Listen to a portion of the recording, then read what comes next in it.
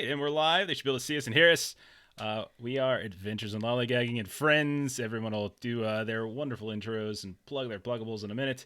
But we are playing Vaesen tonight. We're continuing a mystery that I have tentatively called A Match Made in Hven. This could be the last ep. We'll see. We'll see how it goes. I think we might finish, but this could be the season 1 finale of the Lollygaggers Mysteries show that we've been doing here. And I think we're going to take after this, we're going to take a small break, get a little things from the flood in, and then we'll be back for more Vaesen later on. But we'll do the full summary here of what's been going down in this mystery momentarily. I know there's a few new people in the chat. Thank you for joining us tonight. It's nice to have you. Vaesen is a wonderful game. If you haven't played it yet, you really should play it. It's a really kind of slick adaptation of the Year Zero engine that Free League's been using in most of their games.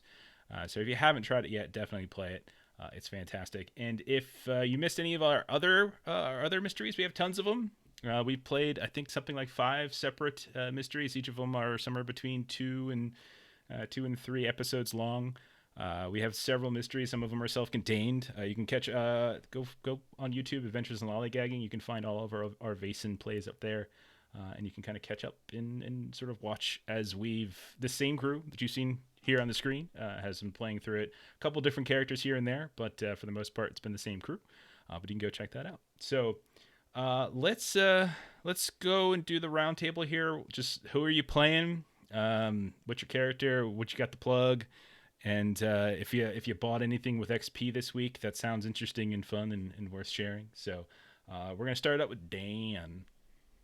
Hey everybody, Dan with the Defenders of Kobold, and I'm playing Rubatega, our officer who shoots not as well as Caius somehow. That's insane. No, probably because he's shooting with his eyes open. I'm guessing that's probably the first mistake. Yeah, you're not zen enough.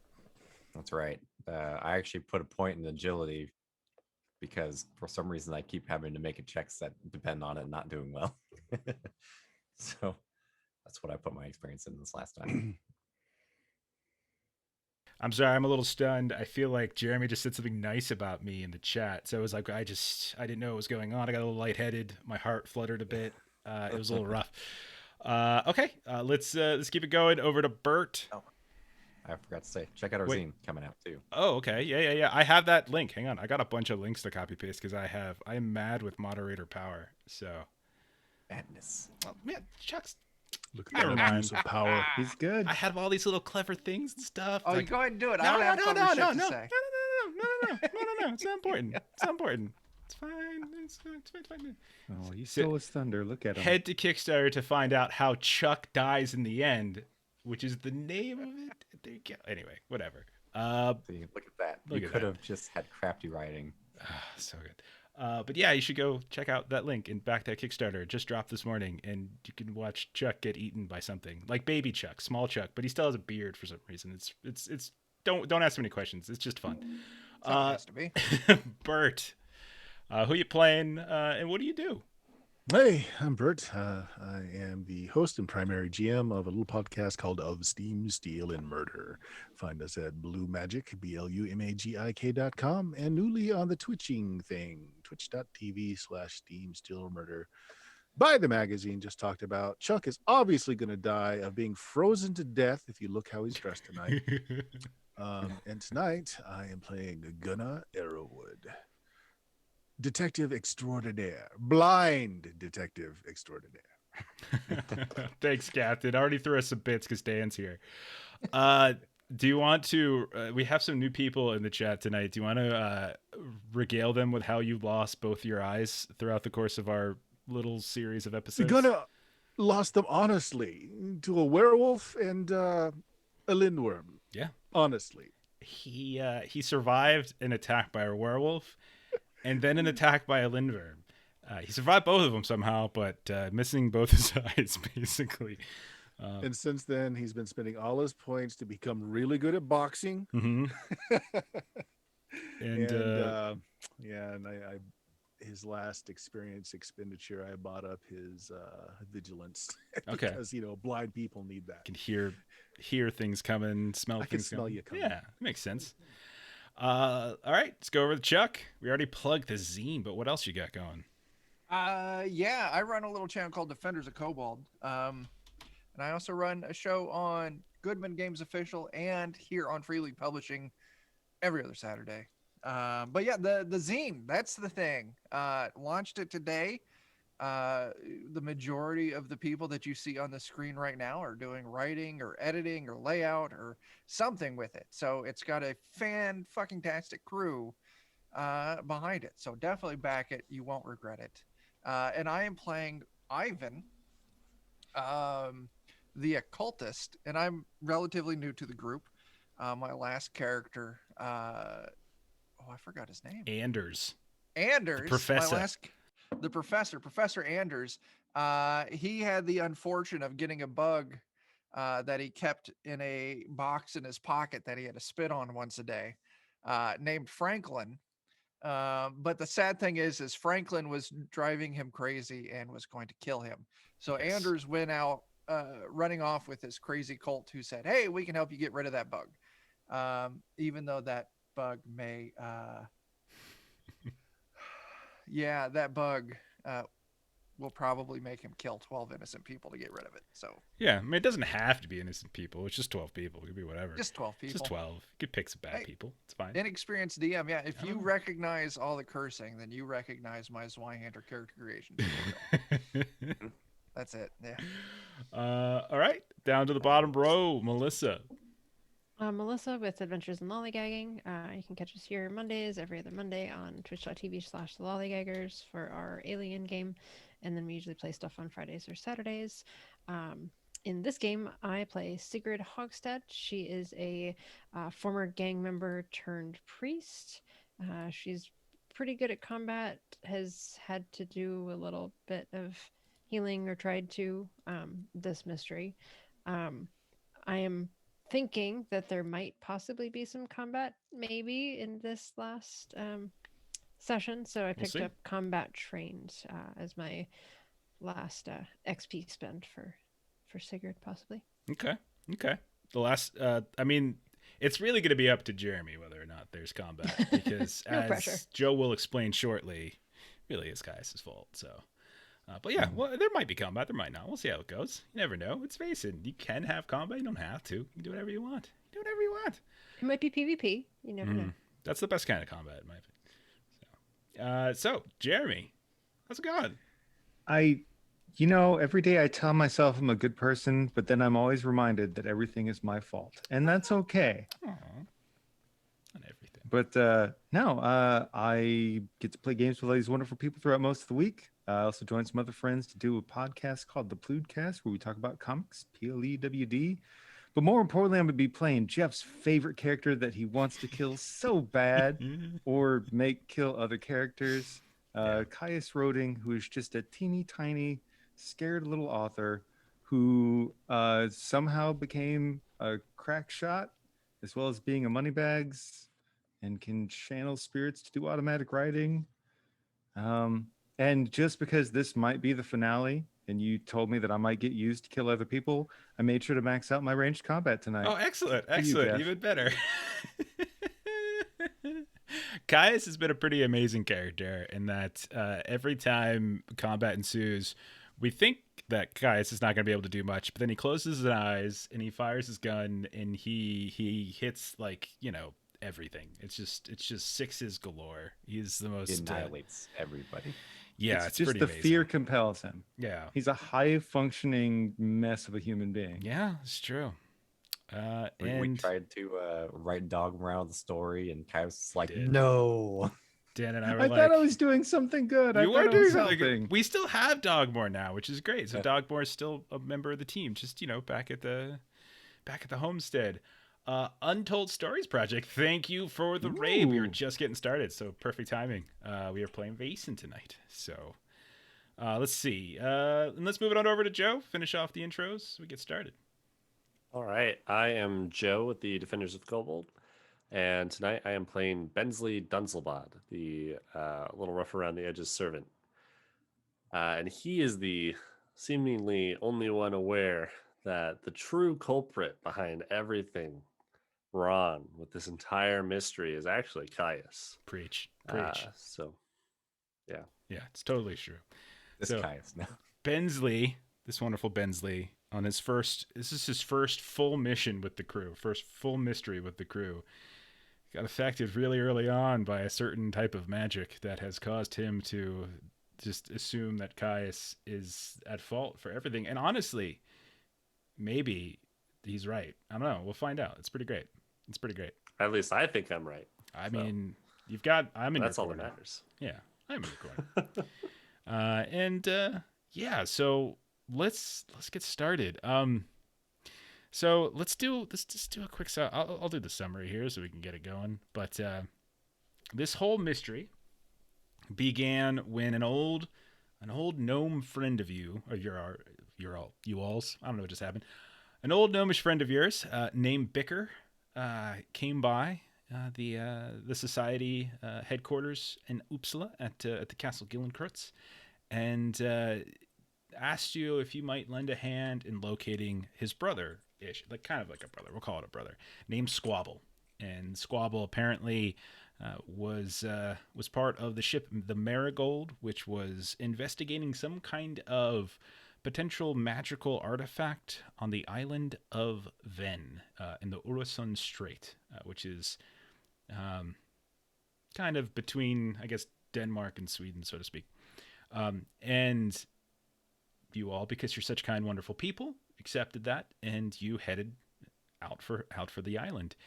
When you arrived, you were dropped off by a kindly ferry captain who said they'd return in 72 hours. That was roughly 30-something hours ago.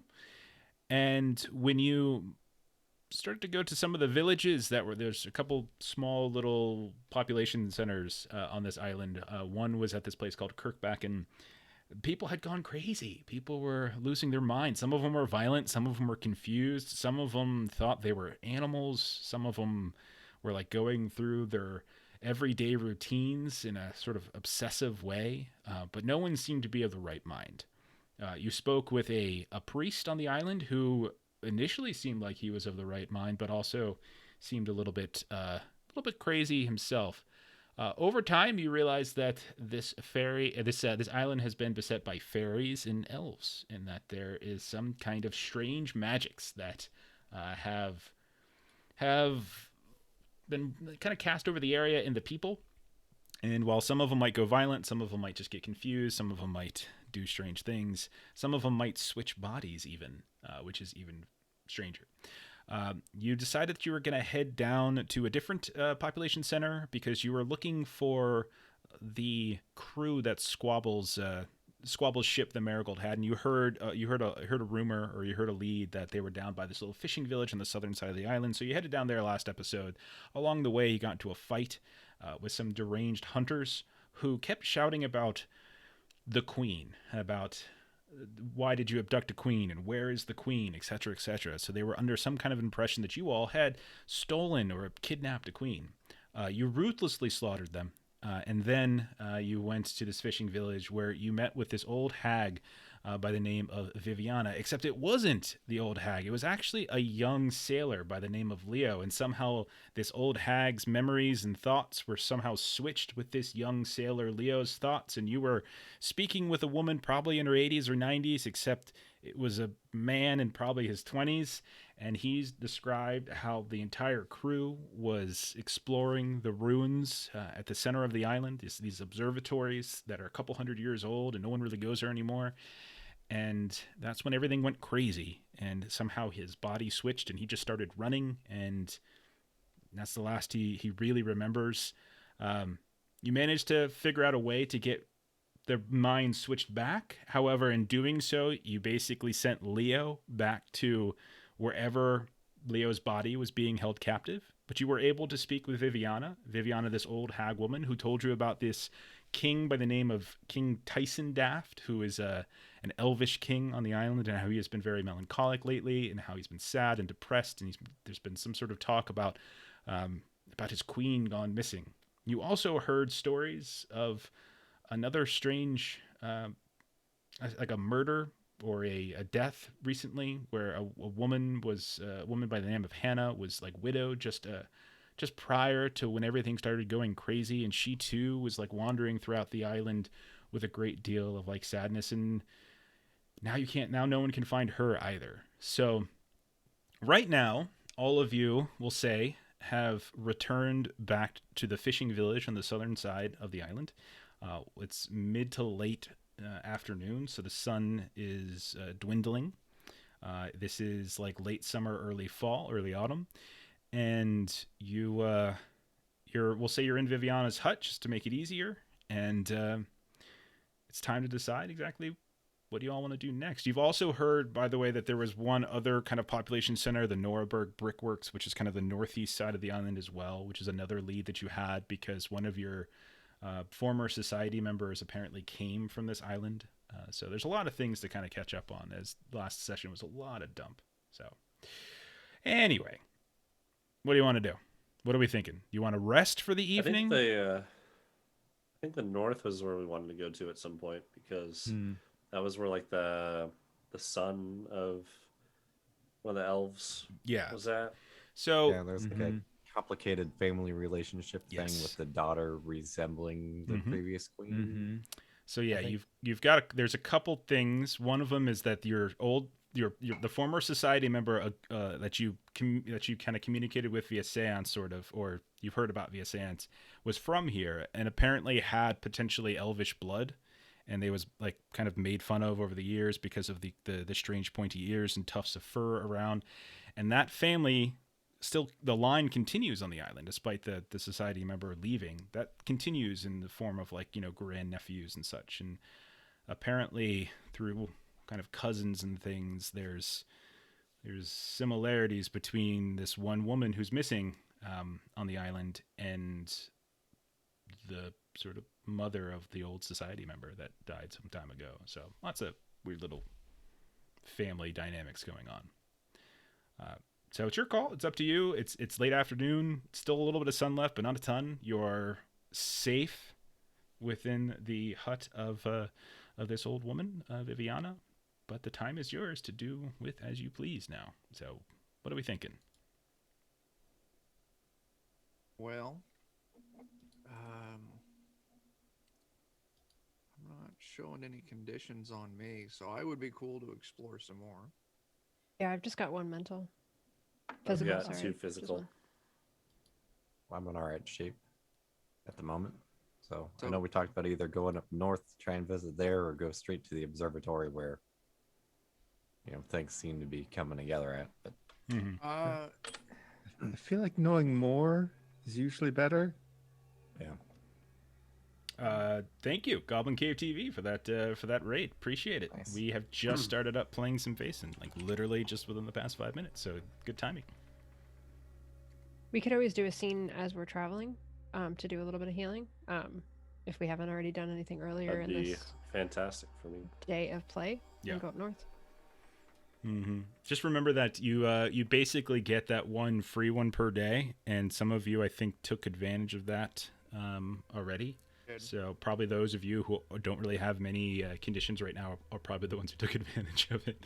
And also don't forget that your memento, that little item that you have, can also be tapped into, and you could potentially heal some conditions off of that as well. So there's a variety. takes of care of. How do you tap into that? You just kind of describe like a brief little scene in which you're messing around with it. Like it doesn't even have to be an extended thing. Just. Is that just a one 2 condition sentences. thing though? Yeah, I got it in the handouts here. Because I there's can do 2. okay.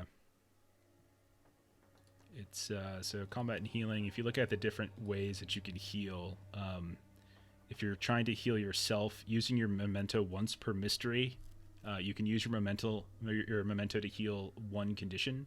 You just describe how you're using it and why it helps you. That's it. But it's one. Okay. All right. Let's Or we want to try and go north then to get more information first. Yeah, Yeah. if we want more information, let's head there. Yeah, any of this healing stuff will happen while we're traveling. Mhm. Sure. Sounds like a good plan to me. Agreed.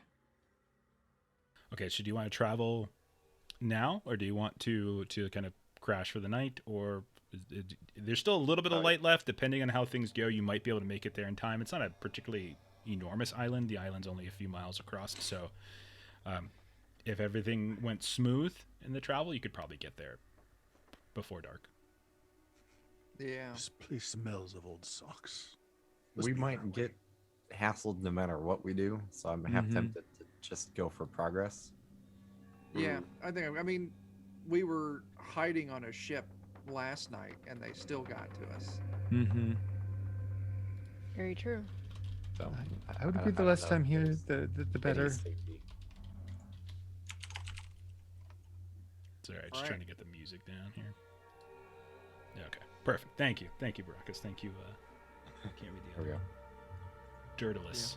Dirtilius. Okay. Okay. So I'm sorry. Did you all decide that you wanted to stay, or did you want to leave now? Yeah, we decided know where we sleep is safe. So Yeah. Mhm. So let's So go. we might as Yeah, well push. let's go. forward. That's fair. Yeah. Our friend Ashley will tell you that every time I want to make her feel creeped out, I just ask her where she's sleeping. I'm gonna adjust my space heater real quick. Okay. So So do you have a couple options on how to get there? You can just especially if you talk to Viviana, the simplest way is to just follow the coastline. Remember that this island of Hven is kind of like on plateaus, or at least it's got these slopes, of at least 100 feet or so. But you can travel around like kind of the eastern sides if you prefer. You could try to cut directly through. It's go back the way you came and just kind of go circle around the west. So it's kind of up to you. Is there any hint to which way is the easiest? In terms of like the easiest way to find it is just to follow the east coast. It doesn't necessarily mean that you're not going to run into stuff, but that's the easiest way to find it and not get lost. Just keep the ocean on your right, and you'll be fine. Let's do that. Can yeah, we do like just like a broad, maybe shave a little bit of time off, like cut straight across, but know that we're going to be to the side of it and then follow the coast, just to try and make a little time. Okay. Do you know what I mean? Like, is that like a plain area or like a field? Would we know that? Yeah, mostly what you saw, because you had briefly gone up the east coast, but you didn't go very far. You just went to kind of reach those old carvings.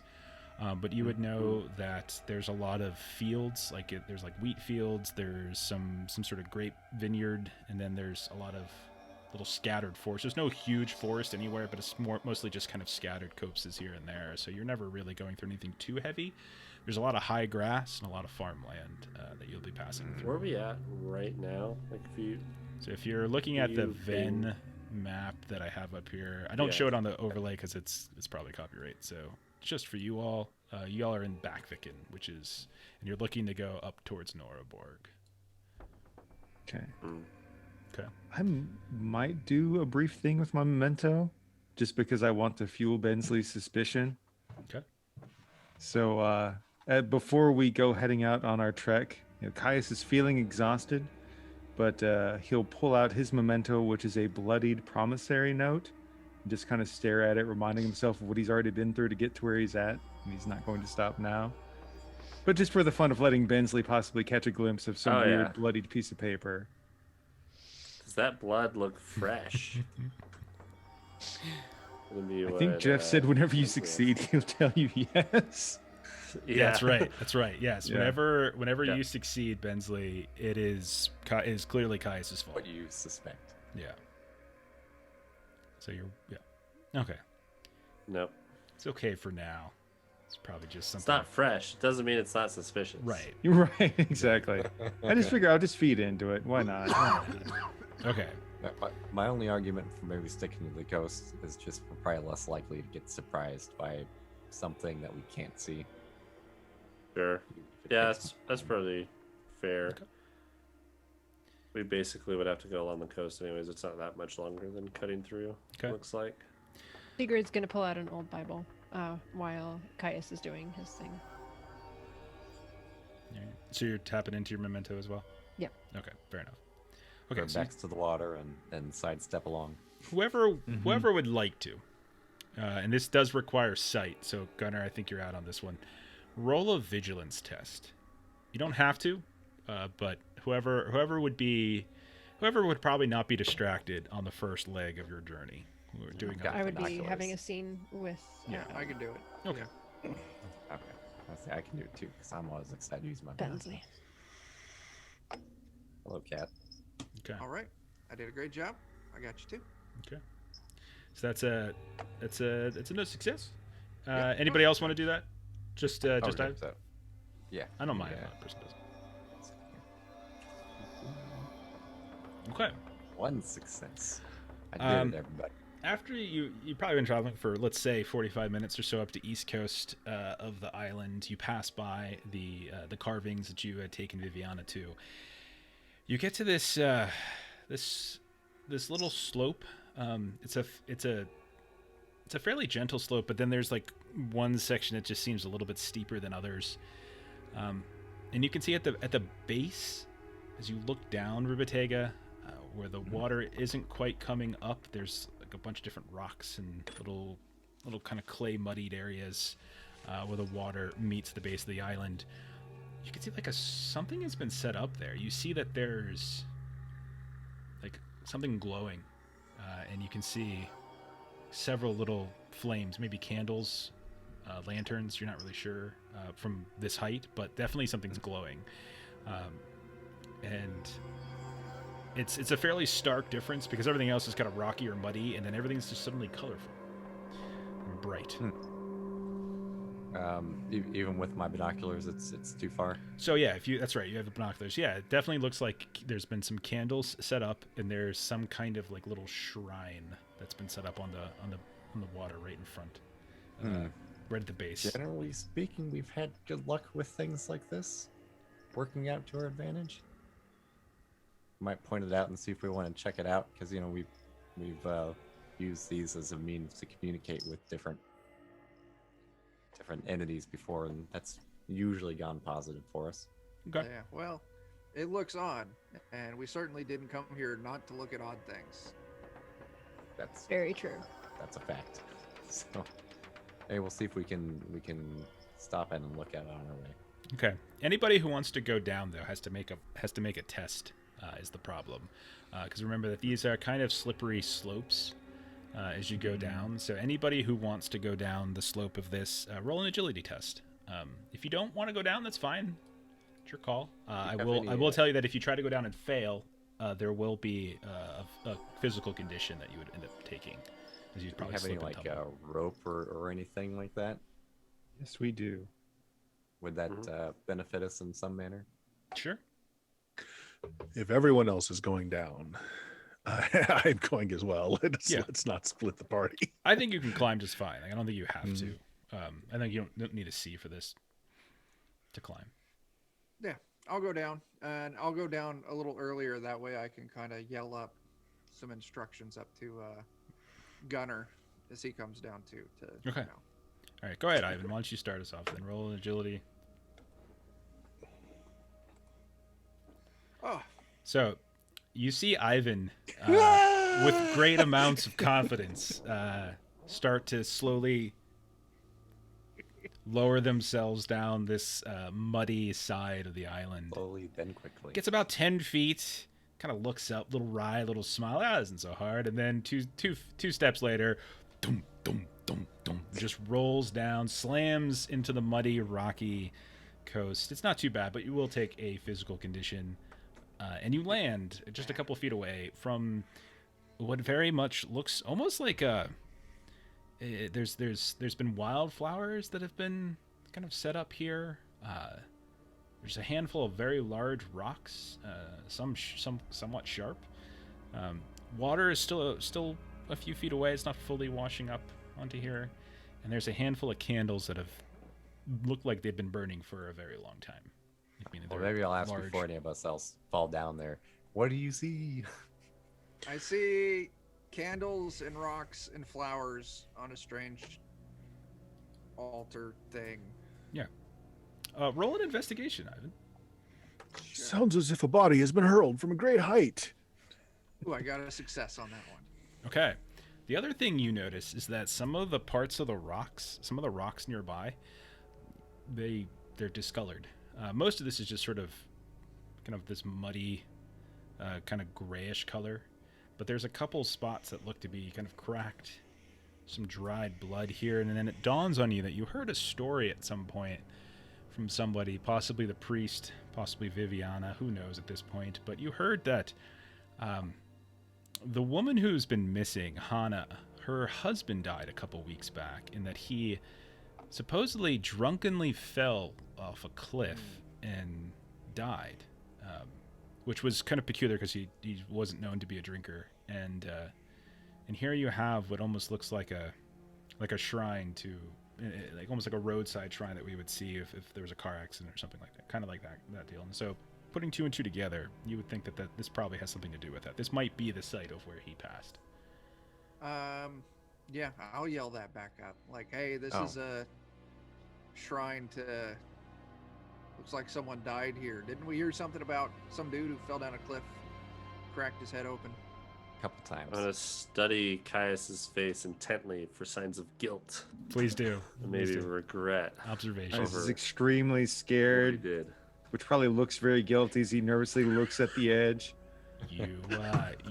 You think, I would say you probably think that the reason Caius looks so nervous is that Ivan just found Catching up. the crime scene that Caius has been hoping that no one would find. Like he looks nervous, like as if he's about to be discovered. Hey, Caius, did you do this? No, I got here with you. Okay. Listen, I'm way out, and I can What tell was you. the guy's name that died? I don't think you got his name, but you do know that it was the His husband husband? of Hana Andresen. Okay. Yeah. Yeah. I'll Sigurd will relay yell that. down. Is there anything there that looks fresh since she's been missing? The blood on the rock looks dried out, Mhm. so They're no. you definitely see candles that are lit. So likely somebody has been Oh. tending to this. You would Yeah. think probably regularly, maybe not within the last few minutes, but certainly someone's been here today. Otherwise these flames would have probably gone out, and there's fresh wildflowers in this area. Mhm. Yeah, I'll point that out. Yeah, the candles still have fire on them, and the flowers are very fresh. So yes.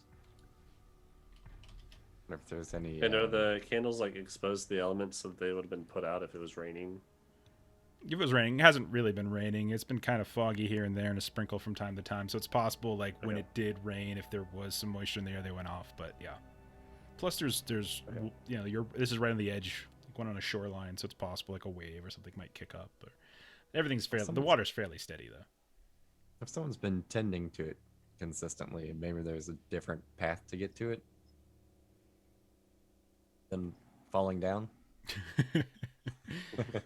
Yeah. You would think somebody who lives in the island might be a little bit more equipped to know where's the slippery parts and where are the good footholds. Yeah, I don't know if you can maybe find like a trail down there, or just if they're coming to and from it daily, maybe they've left some sort of path. With your investigation, I mean, I'll say that, Ivan, you do see that there is kind of a rockier climb that looks a little bit better, a little bit further to the east. Or should be to the north. And, I mean, it's not too much better, but it probably would be a little bit easier going back up. But you don't see anybody here now. You look around, you don't see anybody Yeah. here now. Yeah. I'll relay that. Yeah, there's rocks might be easier to climb.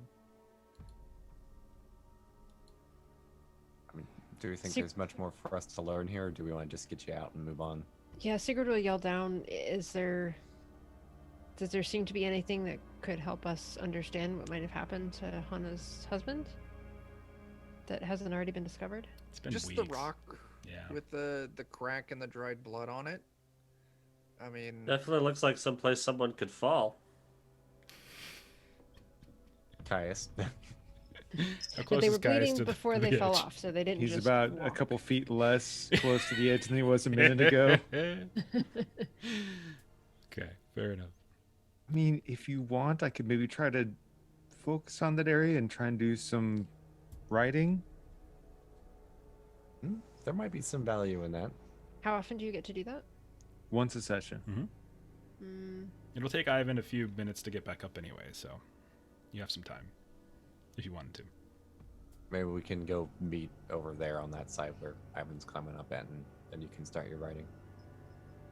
Okay. Or if you, I can always hold off, like above board, like hold off on it until something else if we like. Yeah. There could be Maybe we something can that wait till ties we get- everything together. Maybe we Okay. can wait till we get to where we're going. In case we get another valuable tidbit of information up north. Okay. We walk 5 steps, he falls into a sinkhole and dies, and then we really wish we knew it. Or Bensly pushes him. Fall. Pushes them onto the same Okay. rock. So Jeremy, do you want to do it or not? I think he will. Like, this just kind of like calls out for it, like the scene of like somebody who died. You've got this memorial. It just feels like a place to do that sort of thing. So you settle in right at the edge of the cliff, completely defenseless. And you This is where I got the last time I got attacked by a party member was when I was doing It's this. true, you get kicked in the head. Go ahead and make your roll. Ivan, you don't have to roll agility to come back up. That's fine. You at this point you can kind of get back up if you want. Cool. Oh, come on. Wow. Right, here we go. 4 Whoa! successes. Yeah, apparently this was a place filled with some sort of energy. Okay. Okay. You settle in. You have your little book out. You have your quill, and you just start writing away, sketching here and there in the margins. When you're done, you have written a small little short story. Like this, this could be publishable. It's a kind of it's a love story, but a sort of a sad love story, where it describes kind of like 2 separate relationships, 2 separate people, and like tragedy that has befallen them. And when you get specifically to one part that kind of draws your attention, which is the scene where a man is walking around by the edge of a cliff, picking up these wildflowers that you see spread around near you, and suddenly there's a strange kind of sound emanating off one of them, and as he reaches down to pluck it, just a gust of dust blows in his face, and he hears the sound of like almost children giggling around him, and he's swiping them away as some kind of creature, fairy-like, starts to swarm him until he goes tumbling off the side. Got killed by them. Yeah, so from what you could tell, Hannah's husband, if this is, and you're pretty confident in this interpretation, that Hannah's husband likely was accidentally killed, maybe not murdered, you're not sure, but certainly they're responsible. Does that make sense? Well, that's really unfortunate. Oh, what a shame. And the other I always did storyline, hate pixies. and yeah, the other storyline is about a senile old man who kind of lives in a small remote cave, and only a few times throughout the day does he have a coherent thought. Most of the other time he lives in the past, and he weeps for like an old lover that he constantly forgets passed away years and years and years ago. And then one day he happens to see her wandering by his home.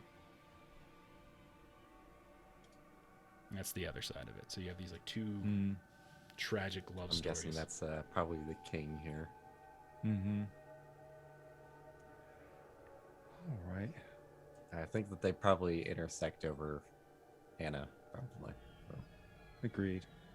That seems very likely. And at this point, Ivan, you're up. No problem. No issues. And you guys are probably, if I were to ping it, you guys are about halfway to the brickworks at this point. Is there anything you want to do, or do you just want to continue on? Are there any of those flowers nearby here? Yeah, there's a whole field, like these little beautiful, colorful flowers of And some kind. they match what was down on the shrine. Yeah.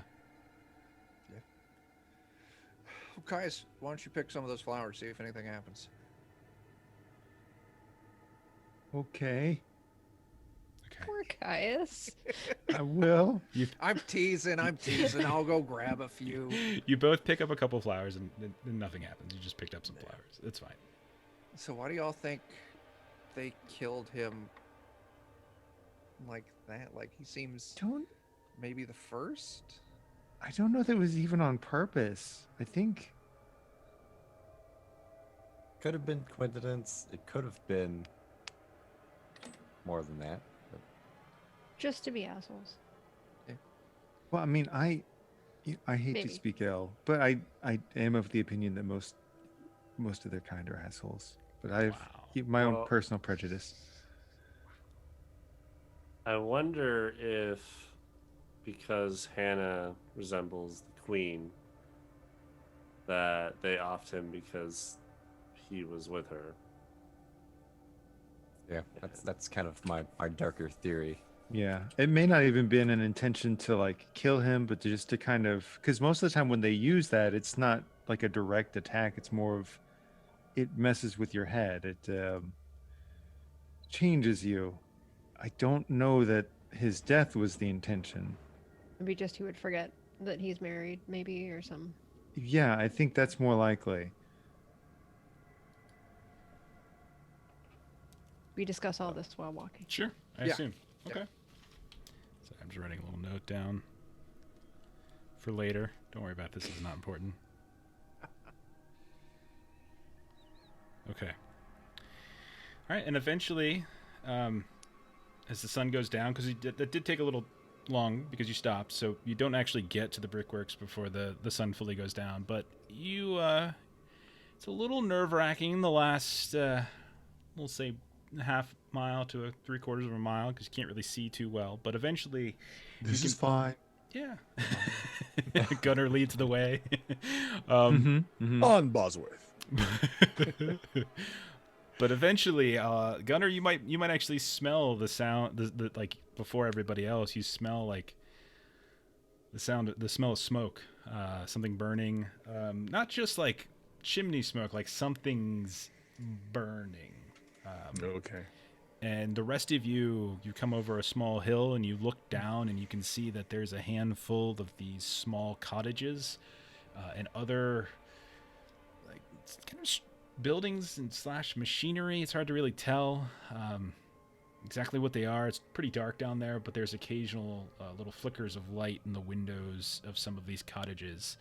But you were told that Nuremberg had some kind of clayworks or brickworks. This is where they were kind of attempting to build up some kind of industry for making bricks and things. But you can see that there's a handful of cottages. There's a couple larger buildings, and there's also it looks like this really a big flat area where it almost looks like a pond. It doesn't quite look right, but it looks almost like a pond, but you're not getting the kind of reflective light off of the surface that you would expect in a pond, but it kind of has like a liquidy quality to it. You hear sounds, Gunner, you would hear this probably before anybody else. You can hear the sounds of, it almost sounds like splashing coming from that area where you think might be a pond, and you hear the sounds of something smashing, something breaking. If that makes sense. Vaguely down Coming in from that the little pond cottage. also, or Sorry, say that again, Dan. coming from the same place. Yeah, it's all kind of down in that little like that little mini. It's not as big to be. I wouldn't call this a village. This is scattered cottage. It looks more like a work area where maybe a handful of people have a cottage because they just happen to work here all the time. But this doesn't look like a full village. But it's down in that area. Okay. So when you said it smelled like fire, I mean like not like something that shouldn't be burning. No, it had an odor to it. That's Something important. something industrial. Maybe they're burnt some kind of chemical or something. Some kind of product is being. Oh, burnt. that's what I meant. Yeah. Yeah, I would expect that though in a town that's Oh, yeah, kind for of sure. known for that. Yeah. Yeah. I'm not smelling like, human flesh No. burning and No. Okay. No. like that yet. Yet. Yes. Um, Well, the PCs have just arrived. Give us some time to I send know, those fires. exactly. So you do notice that there is They one beat us to cottage that has light coming out of it. Most of the other cottages and buildings don't. You think there's like a torch that's sort of over by where the sort of the splashing pond type is, but the only of the small cottages you can kind of vaguely see, one of them has lights coming out the windows. Do any of them resemble like an inn or something like that, like a larger gathering? There is one larger Place. building, but it's just a big block, like a block of a building. There's A work building of some Yeah. sort, probably. maybe like a warehouse or a workshop or something like that. Okay. This is all just you're looking down from like a top of a small rise. Sure. Well, I suppose we can meander towards probably the lit cottage. Is that where we want to go first? Yeah. Yeah, I I mean, was thinking I that think so. before the pond. best sign of people. Okay. Oh, Uh, hopefully not crazy people. So you wander down, and you can hear the sounds of voices. One male voice from inside the cottage with the lights, and what sounds like a female voice, but it's bizarre. It's like almost like a woman is making like barn animal sounds. Like you just hear meh, meh, Oh, stuff hold like on. That'd be a weird It swap. sounds like private time. Oh, Oh, Oh my. dear. Oh no. Bang. And then you hear like the bound chicka bow bow, and then it's just Oh no. there's a sock I on the hear door. the strains of smooth jazz. um, This is why I did my automatic writing before we got here. yeah. I don't need this. And then you hear the sounds of like laughter elsewhere, not in the cottage itself, just sort of like this giggling elsewhere in the darkness of this little area. Giggling's been bad so far. Yeah. I mean, we're at the cottage. Shall we knock? I'll get my sword ready. Okay. You knock on the door. You hear the male voice just something, shh, shh, shh, quiet, quiet, quiet. And then seconds later, you hear, "Who's there?" I'm Ivan with my group of friends out here trying to find out what's going on. Could we have a few words? You can speak just plainly through the door, thank you. Okay. What was up with that woman we heard in there? My wife is not well. Oh, did the pixies and the fairies get her too? You hear a long pause, like it just doesn't say anything for a minute. What do you know of pixies and fairies and who are you? People that know more than they would like to about things of that nature. Yeah. Yeah, people who know more than what they're comfortable with. Really, we mean you no harm. Let us come in. We're just trying to figure out what's going on here and how to set it right. No. Roll manipulation. Not here. test.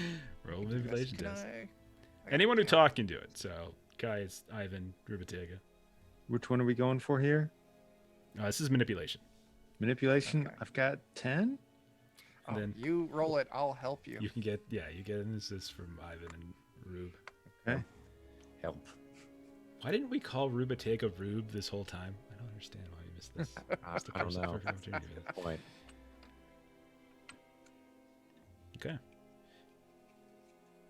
You hear, you swear you mean us no harm. Absolutely. As long as you're not going to attack us, we mean you absolutely no harm. I promise you I'm more scared of you than you will be of me. That's true. Also fact. Woman of Oh. faith, I'm only here to provide assistance and support.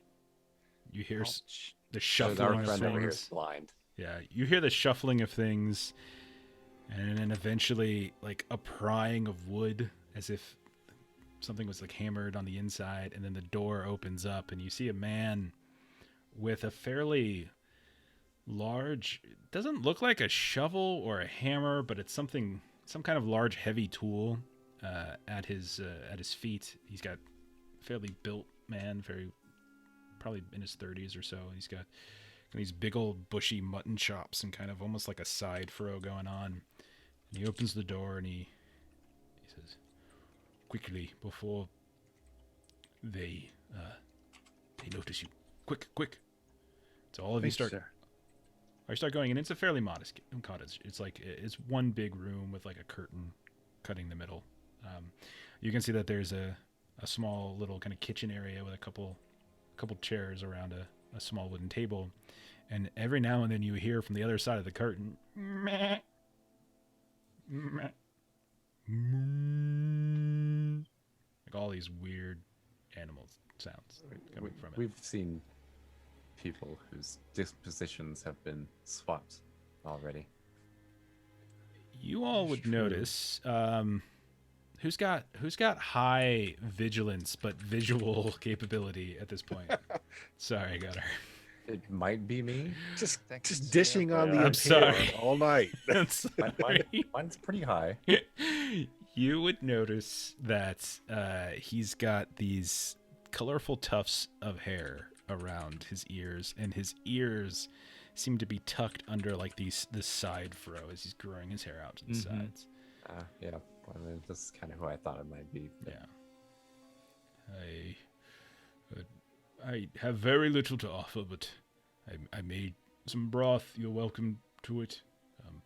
There's very little left. Just leave some for Mona. Thank you. Oh, that's Extremely fine. kind. Thank you. You We're said more concerned with what you know than what you have. I know that the island has erupted in some kind of curse of some kind. The magics that have been buried beneath the surface have finally erupted after all these years. My grandmother, my father warned me that such magics exist here, but I, until this time, never thought it possible. Once I'm able to get Mona healthy, I plan to travel to Kirkbacken and find us a boat, and we will leave this place once and for all. There's plenty of boats there right now.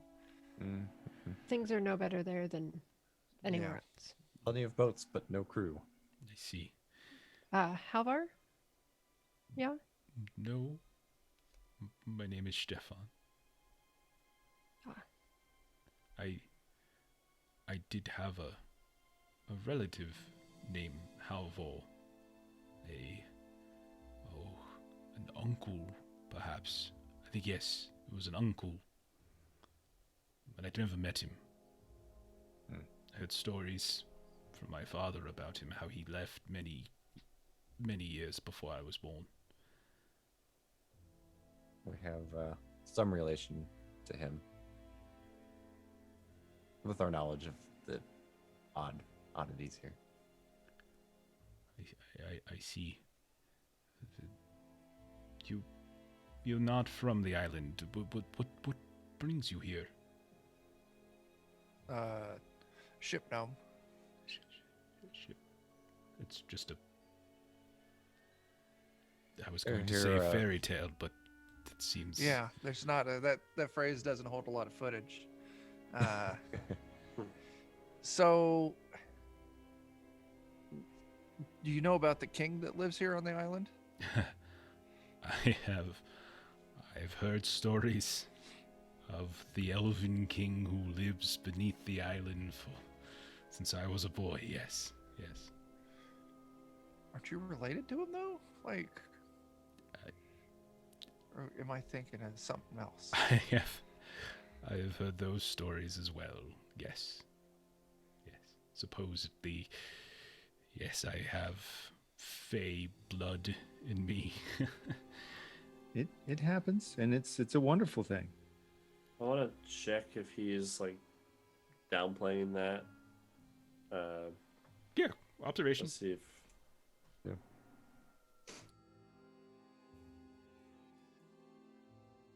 Terrible at my observation. You're pretty sure Caius is gonna stab? No.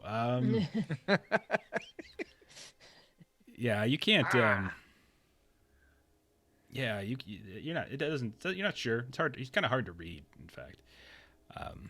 But he. Sigurd I wants might to speak up and just- say, "You." I make comment on his ears just as he says he has the Yes. fey blood. It is a family trait. My father had it. My uncle supposedly had them as well, but not my mother, or not my grandmother. Might just be the men in the family. I'm not sure. Melissa, what were you saying? Oh, when that conversation is done, I was just gonna say you seem like you'd heard stories of magical type things here on the island, and we are now seeing the effects of that. So, might it not also then be too far from the truth that there could be an elven king living beneath the island? Of course, suppose considering everything I've seen these past days, that I have no other explanation. So if you choose to believe there is an elven king at the center of the island, so be it. That will not help my wife. That will not help us. Such beliefs. I've heard many stories. What will help them? A distance, perhaps, from this place. That is what I hope, at least. I can say this, though. I have seen my neighbors and my friends and my wife fall under some sort of spell, but none have affected me. And none seem to affect any of you, it seems. Oh, that's not true. I wanna try and gesture to Secret. I like pull out my pocket watch and like look at it and kind of dangle it back and forth a little bit and do this and be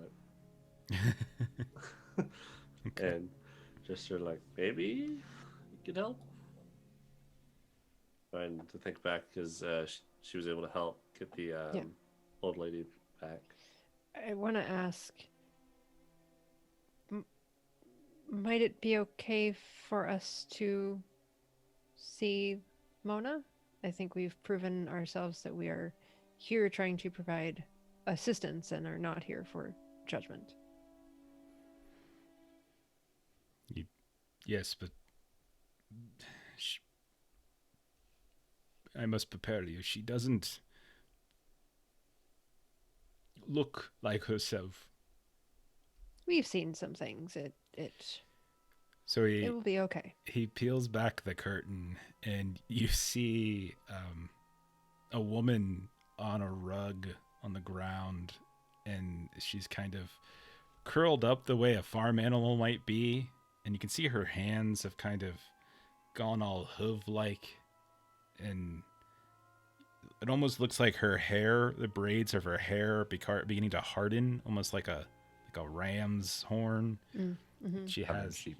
yeah, it's like she's got these little animal shapes on her in a variety of places. And when you curtain pulls back, she looks up and she just goes meh, right up at you.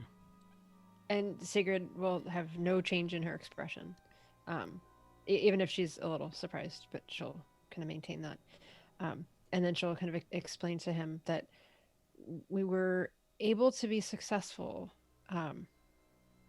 with some individuals by connecting them to a memory, either through song or an item or something along those lines. This is not often permanent, but can at least be temporary. Would we have your permission to try something like that with your dear Mona? And he agrees. Do you have anything, a He just looks like we're Part- in our home, and he points to, small Any- little trinkets here and there. And Is there anything that holds a significant amount of sentimental value? Maybe something from her family or something she's had for a long time. she gets a small. He gets a small little kind of carving. He's like, I gave this to her when we were teenagers. It's the first gift I ever gave her. She loves it greatly. It's a prized possession. The craftsmanship leaves a little to be desired. I've gotten better in the years, but so be it. As long as it means a lot to her, that is what matters. So go ahead and roll your inspiration. Okay. I'm gonna check. I want to see if Caius is faking surprise. Okay. Caius wants to help but doesn't want to interfere. Okay. All right. I just wanted to make sure I can't bless myself. And I Really good at faking it. He really is.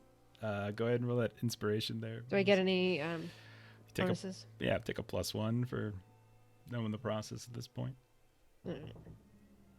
Okay. 2 successes. You it takes a little time as you kind of focus and kind of walk yourself through some prayer and ask Stefan to mention, just to tell about like when they first met and all that kind of. And so he tells When he the gave it to her story. and all It's that. 20-30 minutes in, and then you hear occasional like meh comes out, and then that slowly transitions to like a voice, and you hear like a woman's voice, Stefan, and then over the course of about an hour, her voice comes back. You can still see some of the physical shapes are there, but they're kind of beginning to recede. But this all takes roughly an hour or so. Mhm.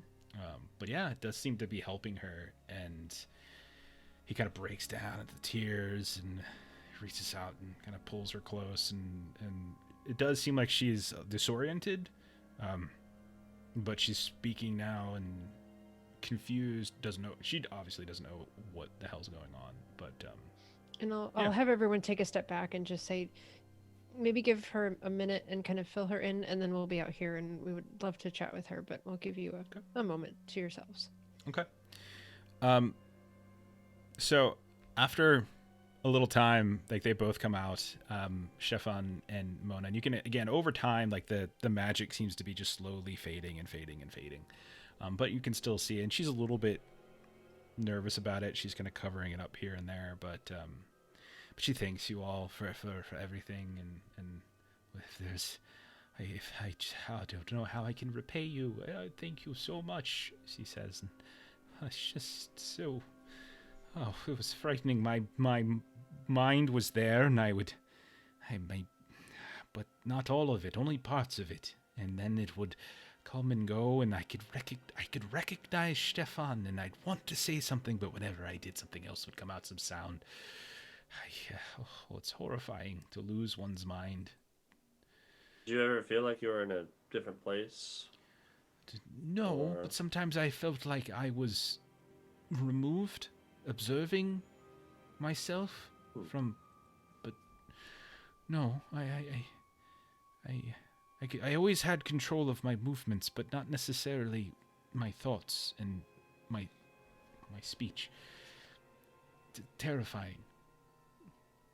Thank you all so much. You've. Thank you. And like Stefan is like going around and just like shaking your hands, giving you all hugs and stuff. Like, thank you so much. Thank you. If there's anything I can do to help you.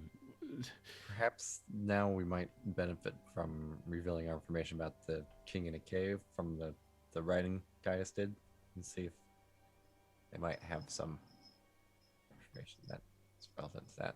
I don't know. I also want to look around too. Like, is this place big enough for us to sleep here? It's pretty tight. You'd be sleeping on the floor, most of you. All of you really would be sleeping on the floor. That would be kind of uncomfortable. You're like, can we sleep in your bed with you? There's only one bed. It's one big cottage. There's a rug, but yeah, I'm sure at this point they would be more than happy. Do they have a barn? No, there's no barn, but there is a workshop where, however, I haven't checked it today. I don't know if whatever creatures were in there before are still there. Several days ago, they swarmed all of the machinery, they threw things inside of it. It broke down the mixers, the augers, everything that we built. And then the people started acting strange, and we've been locked up in here for the most part. I've heard a periodic gunshot or two. I've only gone out to fetch fresh water at times. There's been some strange sounds we heard on our way here. Yeah. Nearby a pond, perhaps? Oh, no, that is it's a place where we store some of our more. We're working on developing different mixtures of clay and harvesting some of the cliffs themselves and bringing them back. And sometimes we have a place where we have to dump some of the materials that for storage. I think they've broken the well, and last time I was out there to collect water, it was a mess. It was just a large sludgy pool. People were frolicking in it like it was summertime. Lunatics. Maybe that's what we heard. That might still be going on. Listen, tomorrow at first light, I think I'm going to take Mona to Kirkback, and I'm going to find one of those boats. You are all welcome to come with us. Can get off this island. In another day, we have a ship with a captain returning for us? Yeah, this would be... You guys have slept here once, so you still have time. So that's the second night. Yeah, you only slept here the one time. So you still have 48 hours, probably. It's probably been around 24 to 36 hours that you've been here. We'll say this has been taking up a couple hours. Maybe another day and a half. Something like that, yeah. Like early evening, not tomorrow, but the next day. Unfortunately, we have more to do and then to leave just quite yet. Well, if we can help at all, just please. I would. I mean, you said that you've heard stories over the years of the weird things below, or whatever stories you've heard living here might be different than what we've heard having just arrived. Well, there's an old miserly king of the elves, apparently, who lives beneath the observatory's center. Apparently, if you listen to the stories, there was a man years ago, hundreds of years ago even, who was apparently looking at the stars with magic and angered the miserly old king. And so he ruined those observatories and forced them to leave, made them flee. And now he still lives. The observatories are in ruin. No one really goes there. They're dangerous. No one ever cleaned them up. Some of the children play there, of course. Stupid children. But apparently, somewhere beneath them, there is a king who is sad and miserly. Is there any mention of a queen? Well, if you listen to my grandmother, she would say that she was a queen. But no, she simply just baked wonderful goods. But no, she said her husband or my grandfather was a king of great renown. None of us really listened to her. No one really did. Good news. She was right. Was she the one that passed? Yes, some time ago. When I was, a teenager, 20 years perhaps. Or was it Hannah that was the spitting image of her, perhaps? Hannah is my cousin, and yes, she does she does bear a fair resemblance. Oh, wasn't that one of the things we were going to ask us if he's seen Hannah recently? Yeah. If you might know anything about her whereabouts. I haven't left my cottage for quite some time. It's an awful thing. I've been wanting to go check in on her after everything that happened.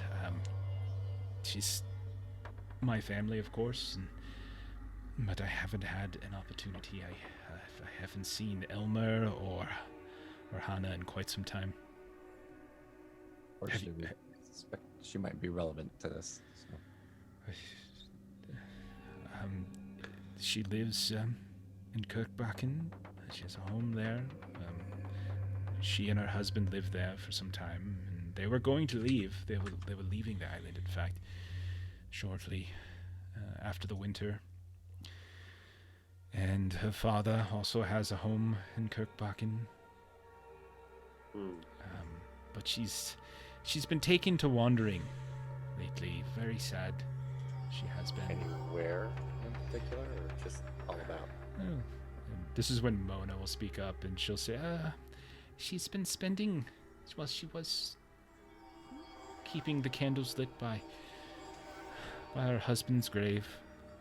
Seen those. But she's also gone to the spot where he proposed. Where's that? There's a large tree. Oh, it's an old, wiry thing near the Castle of Stars. It's within sight. That's one of the observatories. Sternberg. If we go there, that might accomplish two of our goals, perhaps. I think so. Are Well- there any caves known near the observatory? Or... Well, there's rumored to be underground laboratories beneath the Castle of Urania, but only children really go out there. Like when I was younger, yes, we explored a little bit, and there were, a little dangerous here and there, little critters, and things. I had a friend who broke his ankle once as he fell through one of the floors. So, didn't much explore after that. Probably not. There's also the maze. It's very large. It's not much of a maze anymore, but it was a hedge maze supposedly once, and now it's just overgrown, thick with vegetation.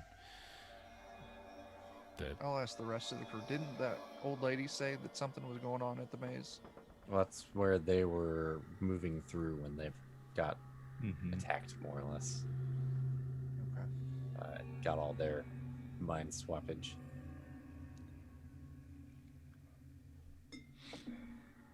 So sounds like we got two places to check out. Two, The possibly three, if we felt like going back to the little sanctuary thing. I feel like going to the observatory is probably the most clear cut, though. Agreed. Yeah, Agreed. sounds like where everything is. And so I'll confirm. So the Palace of the Stars is where she was proposed to. No, And- no, there was a very large and beautiful old tree. Oh, that's right. I'm sorry. About Quiet. a quarter mile east of the observatory. And then it was under that same observatory where you said where the caves were. Yes. I don't know if they're caves, but that was the story that my grandmother and others have told, that his court is beneath the stars, was the phrase. It was a little lullaby or some such. Okay. And I that think that's there was something more to it, something about he had a star, I believe. Yes. It's been so long, I'm very sorry, but he had a star that he could Yeah, it fell. Something fell from Earth and from the heavens, and the king. I'm so sorry. We don't have children. I haven't had to revisit these tales for quite some time.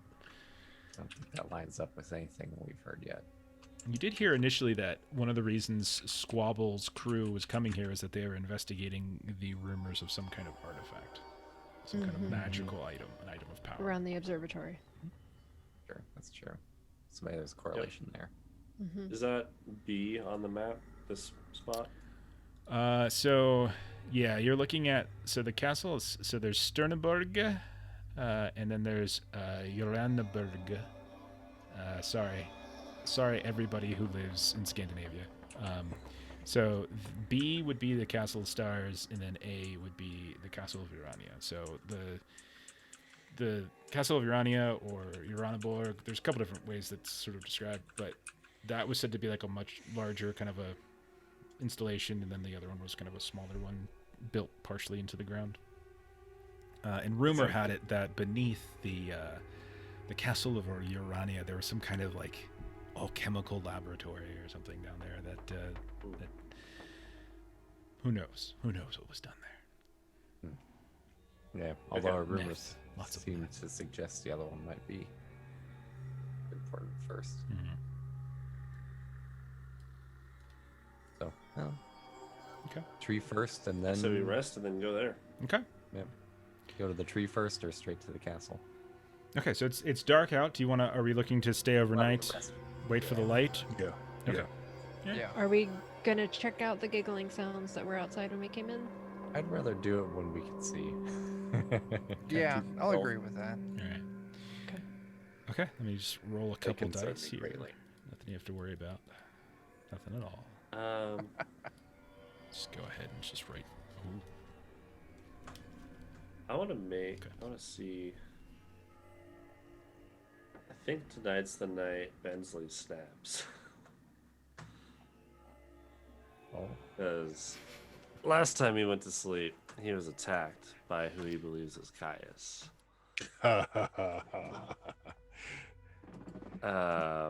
So I think I'm gonna wait till everyone goes to sleep. oh boy. Okay.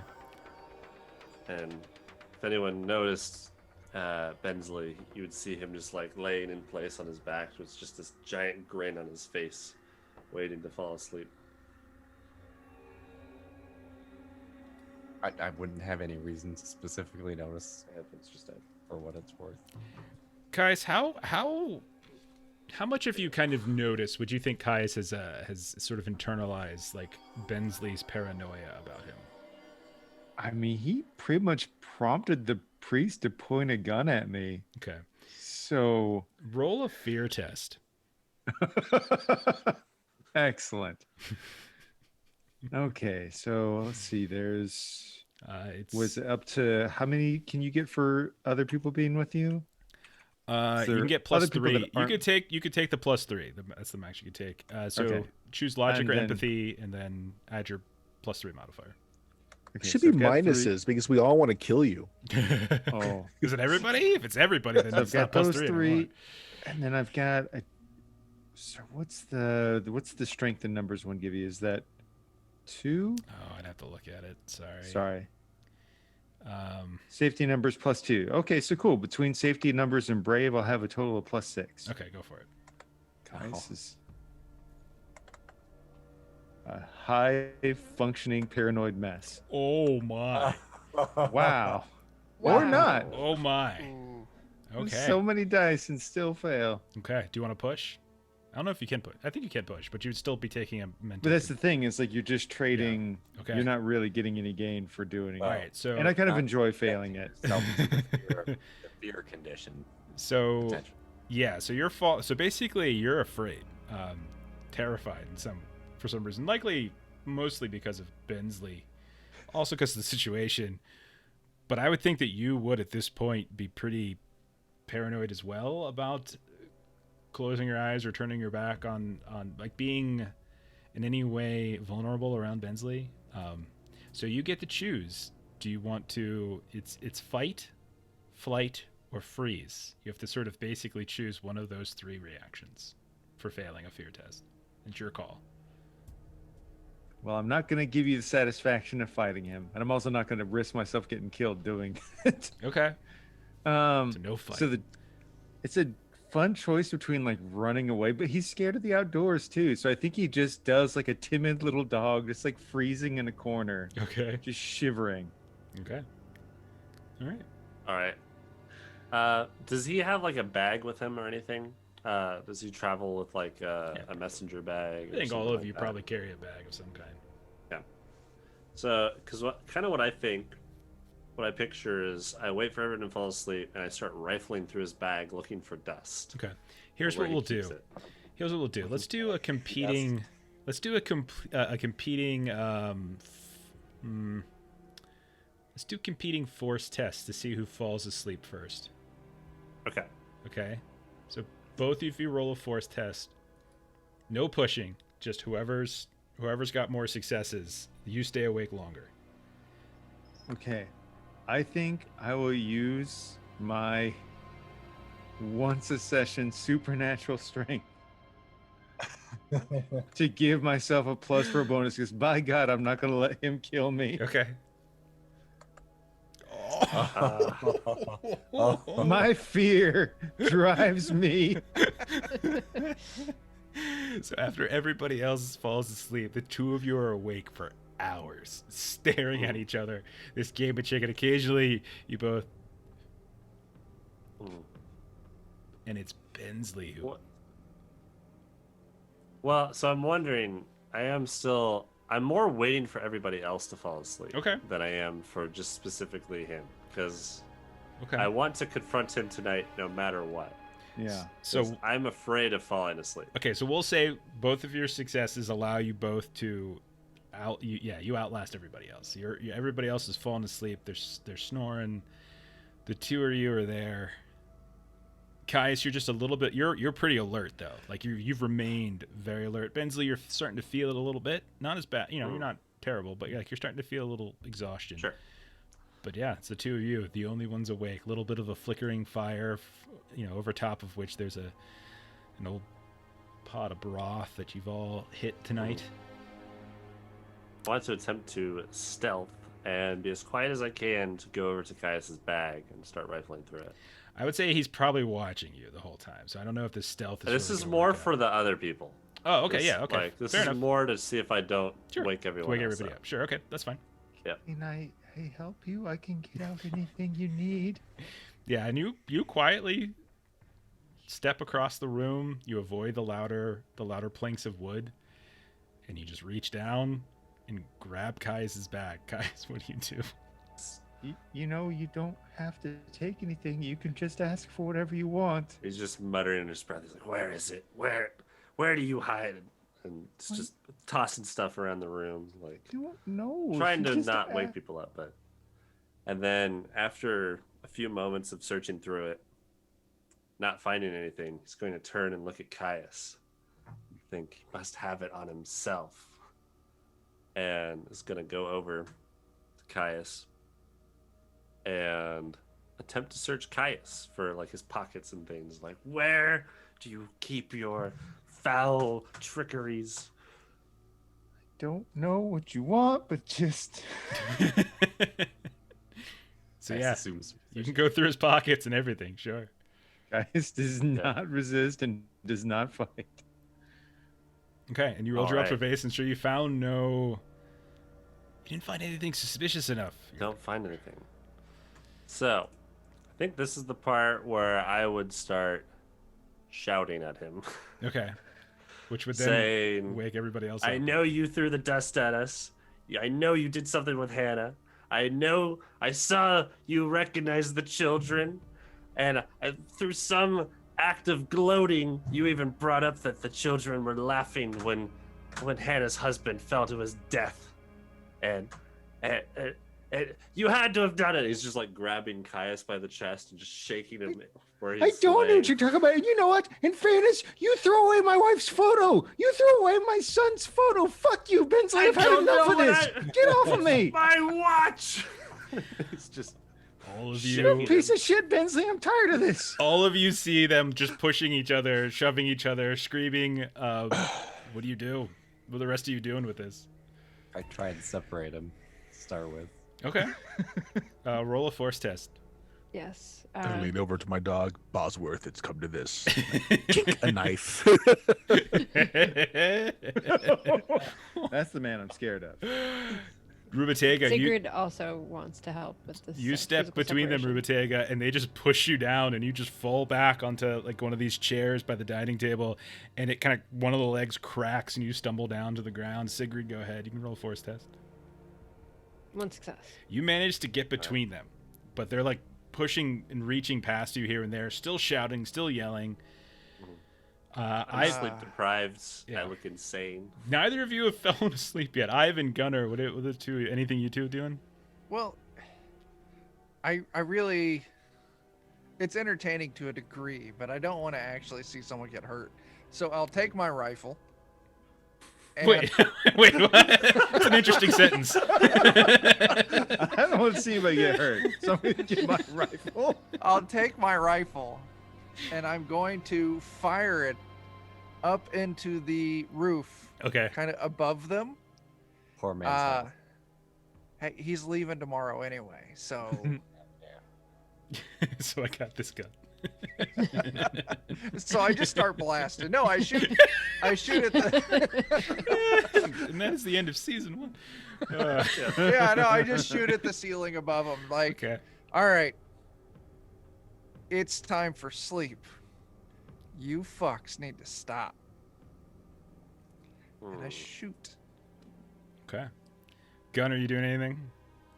Everybody wake the I fuck actually, up. since I can't see, I'm assuming that the fairies got to everybody. At any minute now, someone's going to try to start stabbing at me. So I'm sitting there with my knife out, just listening. He's like in the corner. CQC. Oh, that's fantastic. Is there anything that Sigurd can try to remember about Bensly? Because he hasn't been with the group long, but I'm trying to think of some memory or something that I've heard him whistling something, or I've heard him tell a story about something, or I don't know. something. Remember when the lindworm? I'm almost sure- killed you? There's the Lindworm, and then since I was with the other writer explorer dude, I'm sure I've been constantly talking about those tales and Sure. things I Okay. did with him as we've been traveling. Adventures, travels, stuff like that. Yeah. Yeah, any one So- of those. Since I was kind of able to kind of put myself in between them, like I'm going to be kind of facing Bensly and kind of pushing him back, kind of into a corner away from Caius. And Don't I'm push gonna him in the same corner Gunner's in. and so I'm Back gonna Yeah. So much blood. I'm really sorry, Secret. I shouldn't have yelled.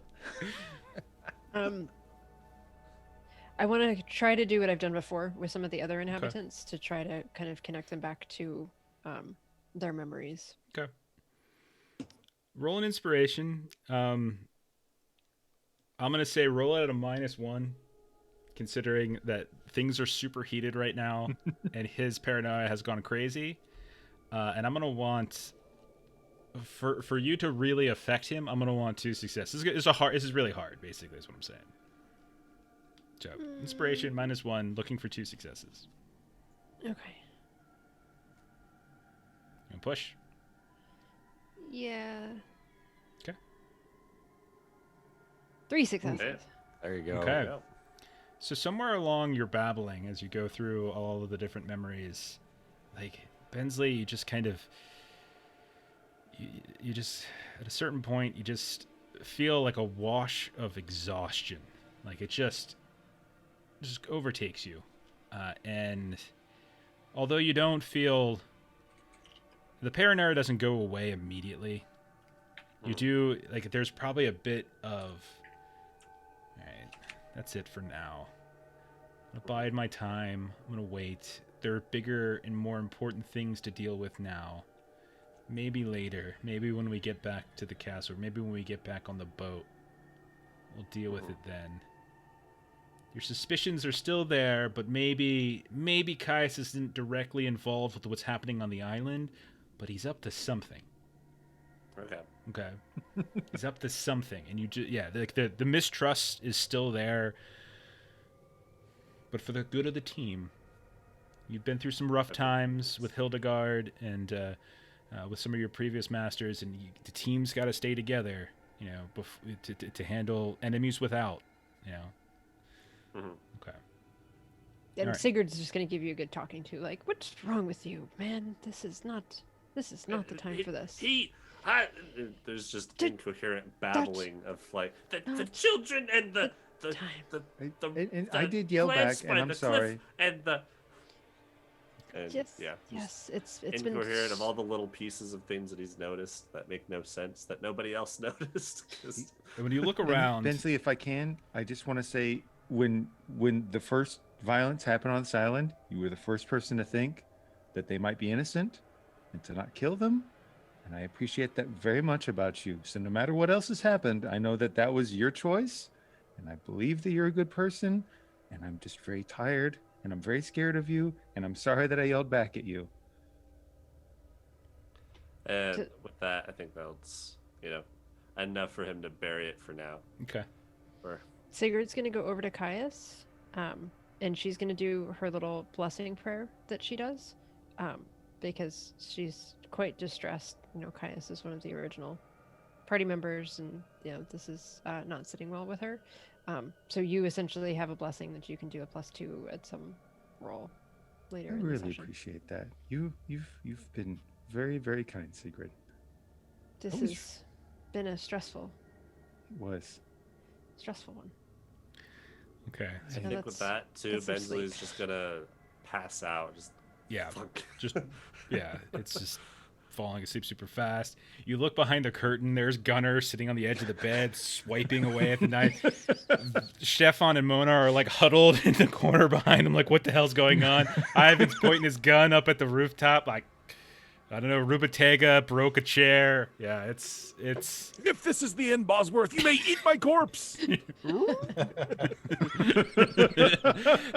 And you just feel the licking of Bosworth. he's kind of gnawing a little bit, getting an early taste. Eventually, morning does come, and it's an awkward morning. People are kind of keeping to their corners a little bit. Everyone's, but you eventually Going about the floor trying to pick my stuff back up. yeah. And we do have a free reroll at some points. Captain Carrion threw out some bits for Melissa if she needed it, so we'll bank that at any point. Oh, that's right. There's the dog. Yeah. Yeah, you guys do have some dogs. That little dog that you got from last time. Okay. So at this point, Stefan and Mona.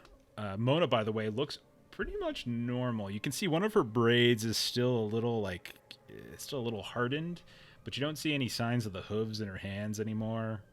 So she's almost back to normal. She puts on like some kind of bonnet or hat to kind of cover it up a little bit, and they stock up on some foods, and they're like, good luck to you.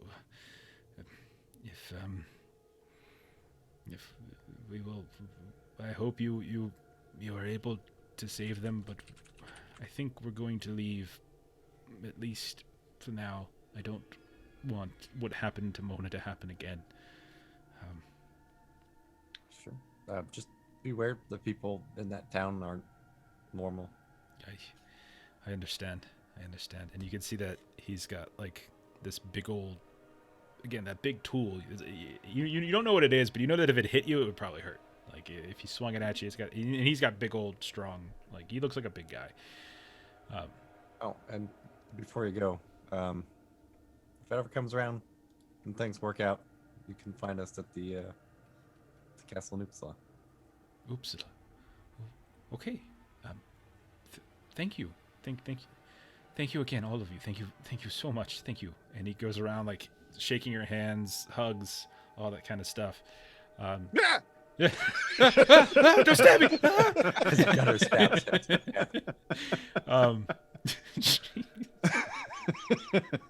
Oh, Gunnar. And they eventually leave. So where do you want to go? I would vote in favor of that tree. Yeah, let's start with the tree and then we'll move on from there, I suppose. Okay. Yeah. All right. Let me roll a few dice here. Don't worry Are about it. we all accounted for? Did someone die in the night? No, we all made it through tonight. Better luck tomorrow. I slept like a baby. It was fantastic. So, No, babies don't sleep at night. That's a lie. you don't want to mention babies in front of this crew. Look out. Yeah. Peckish. Oh, God. All right. So you start heading inward into the island a bit. You know that there's this large tree. You know that there's these ruins of observatories. At one point, you hear the sounds of children playing. And you see in the distance of this tall grassy field, looks like it's farmland of some kind, and you can see that there's a group of children that seem to be kind of circling around and playing in some small area. Doesn't seem like they're hurting each other. Generally looks like they're playing. They're very interested in something like on the ground, however. Boy, there's part of me that wants to know what they're interested in. There's a part of me that thinks this is probably just a landmine that's waiting for us to step on it. Well, like I said earlier, we certainly didn't come here not to look at weird shit. So, oh, good luck. Okay. Do you want to go up quietly, or do you have no problem coming and letting them see you? Are we going Go to up address this there. problem sans gun?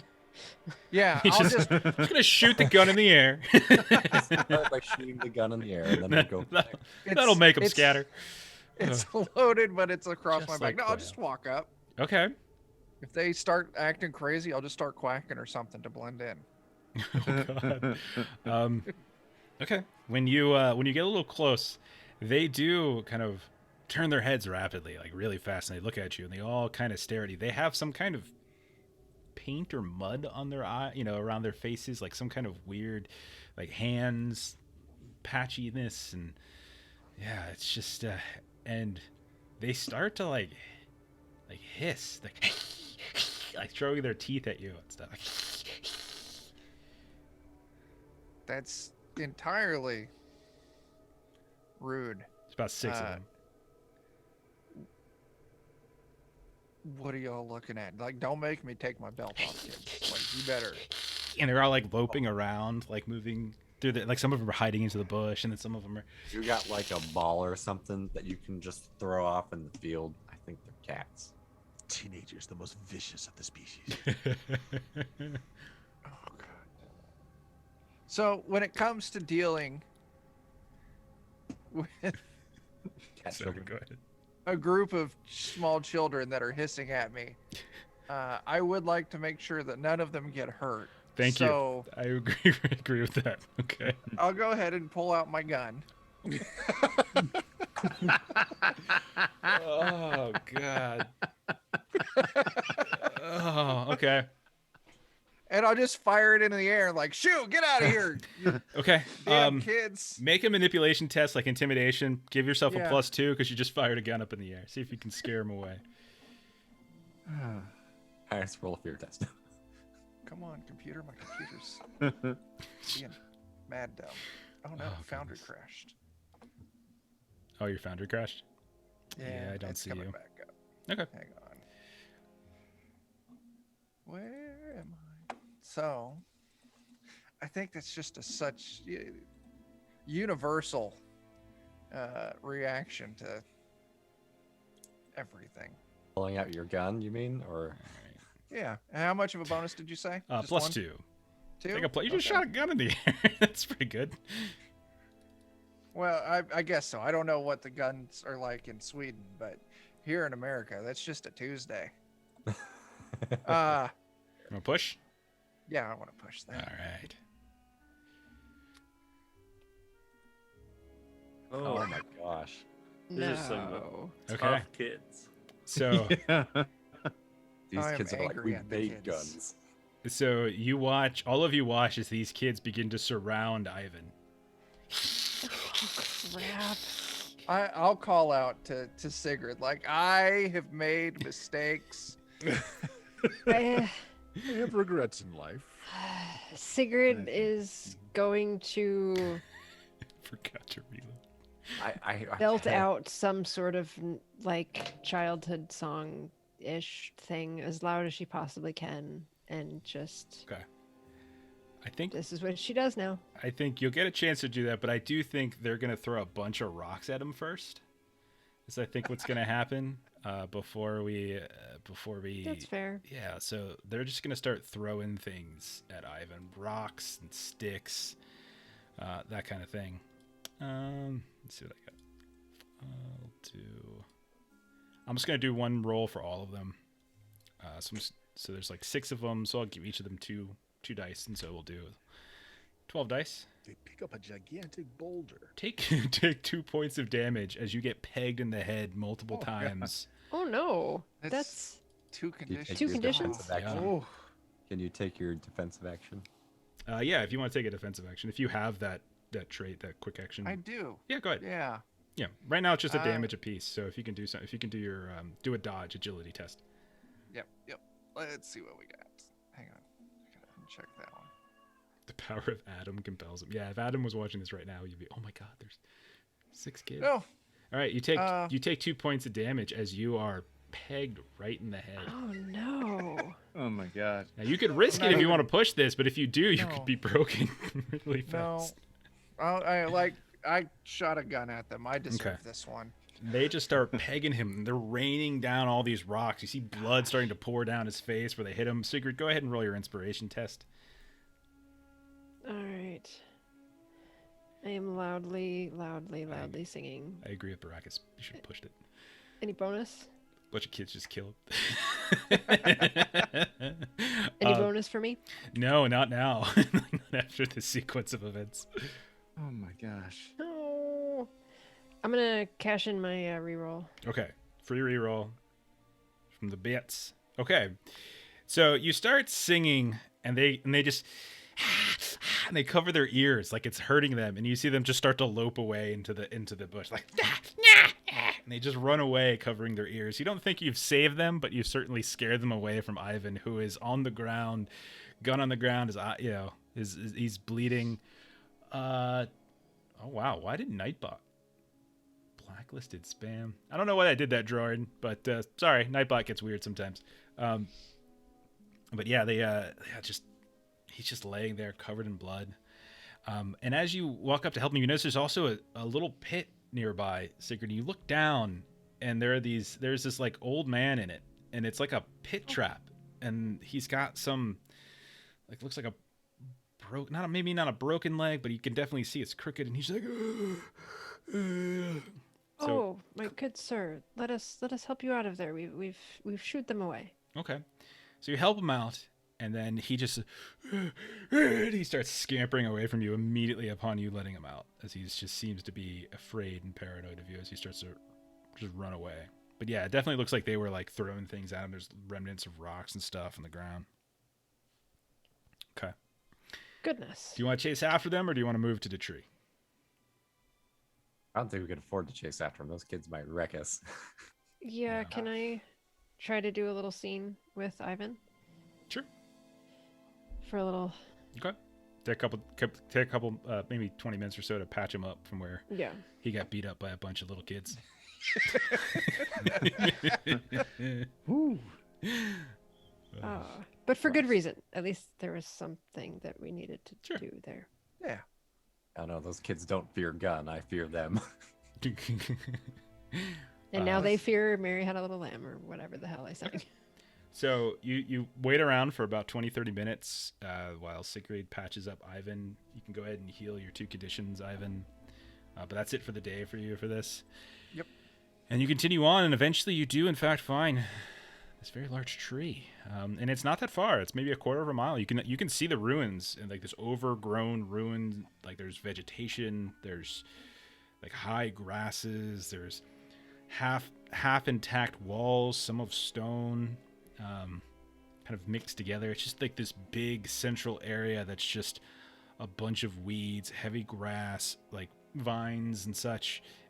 And then about a quarter mile away, you see this lonesome, solo, beautiful, large ancient tree just kind of sitting there.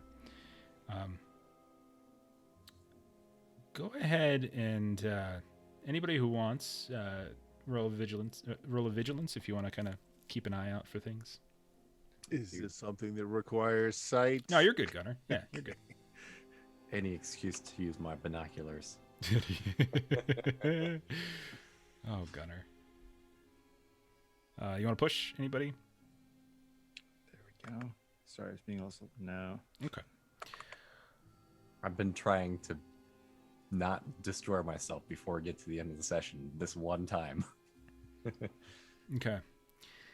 Dan, Rupatega, as you're looking around, you see a bunch of people in like figures like just like periodically come in and out of like different areas of the ruins. You can see them hiding in the bush. You can see them appear briefly and then disappear.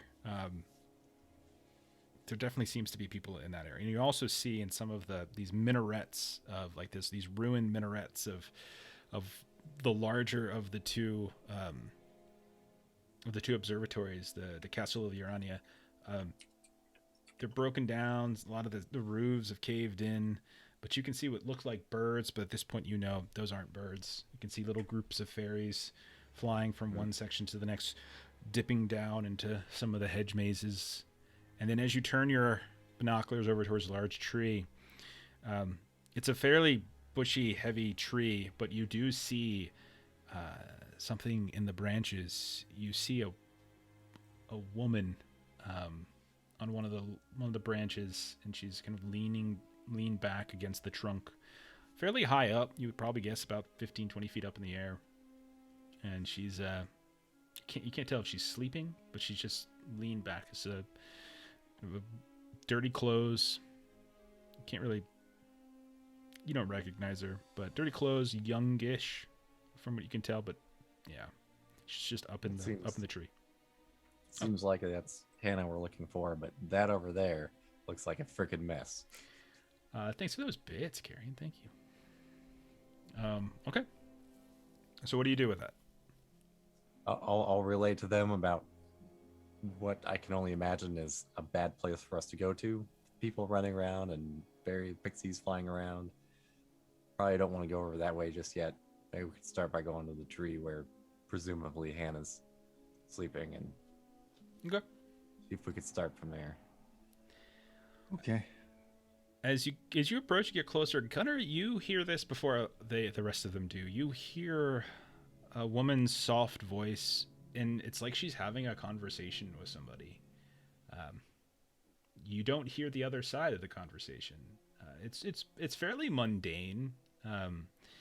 It looks like she's talking about, well, what do you want to do today? I was thinking we could go down. Their voices.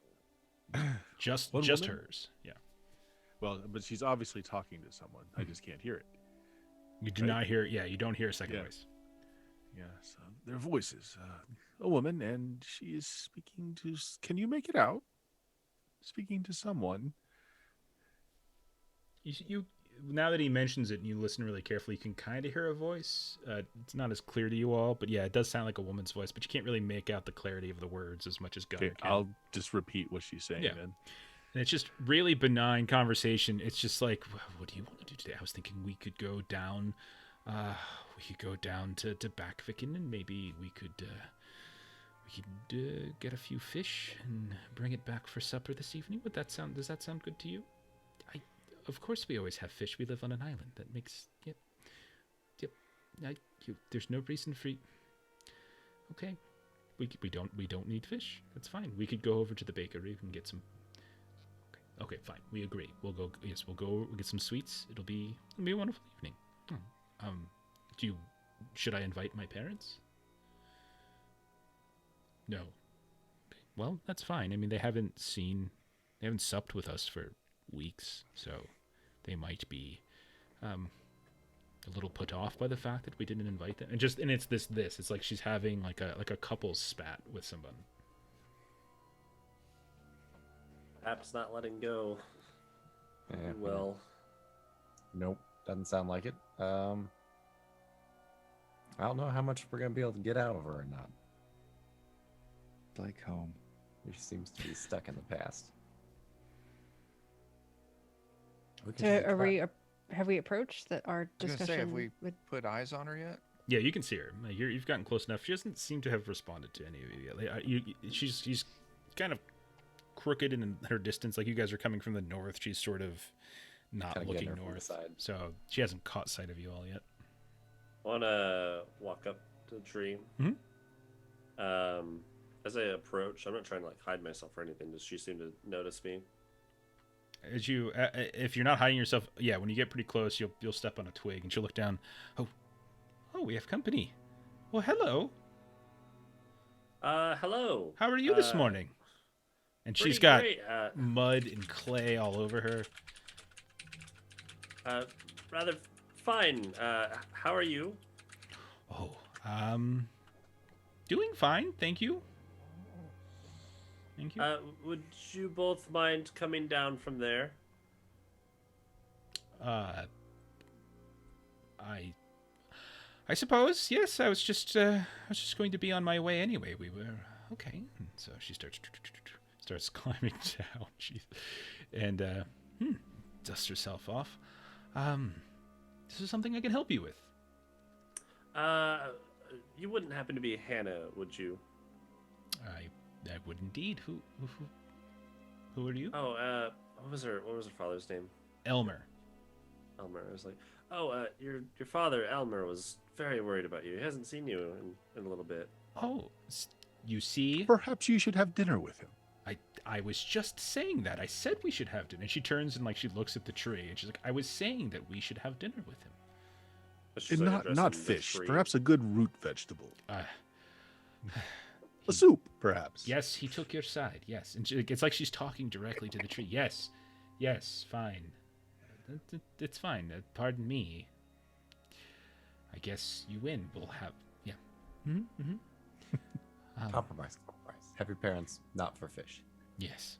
Can I want to try and see if it's like a spell effect that she's under, or if it seems to be more of just like mental. She's snapped.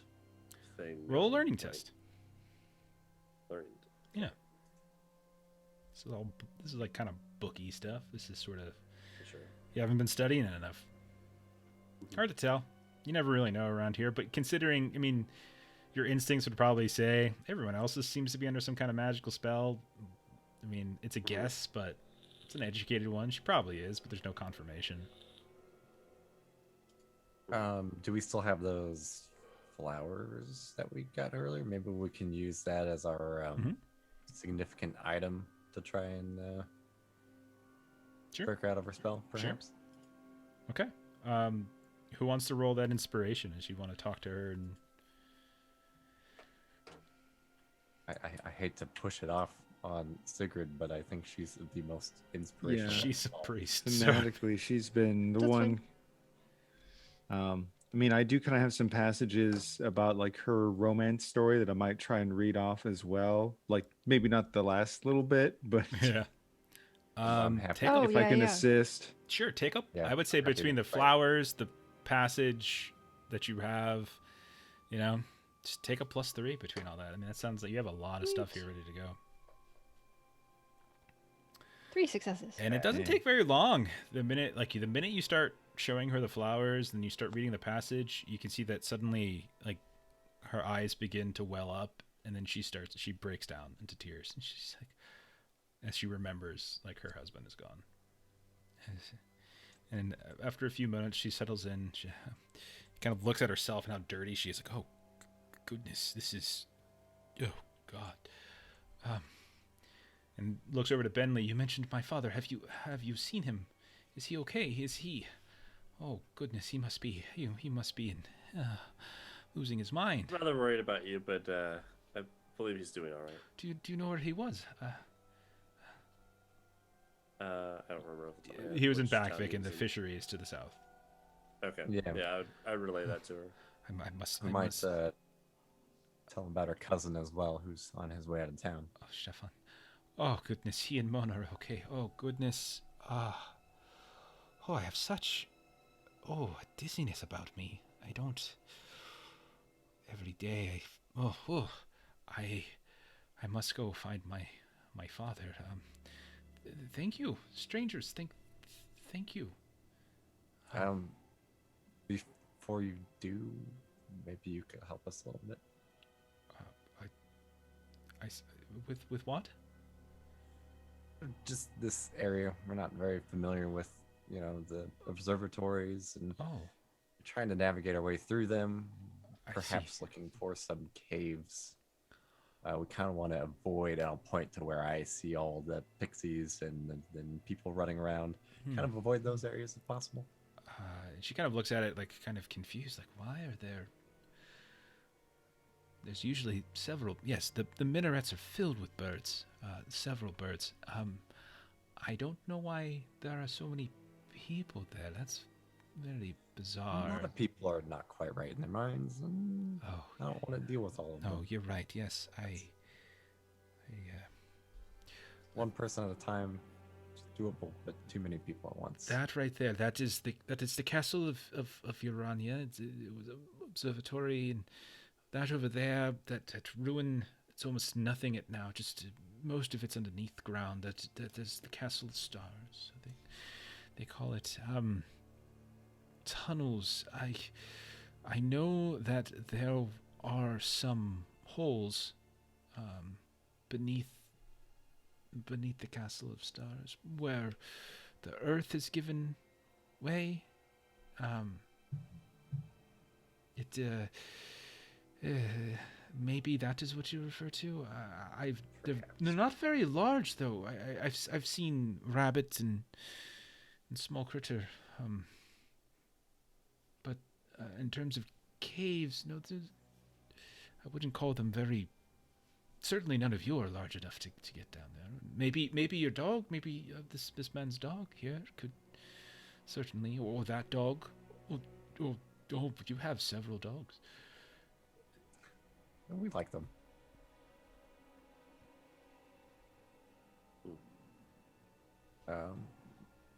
Well, it gives us somewhere to start if we want to try and avoid the populated places. I believe. Yeah, sure. All right. I'd want to call like a brief huddle. I'll be like, would you excuse us a moment? And then try and call everyone together. I'd say, King Dude thinks she's the queen.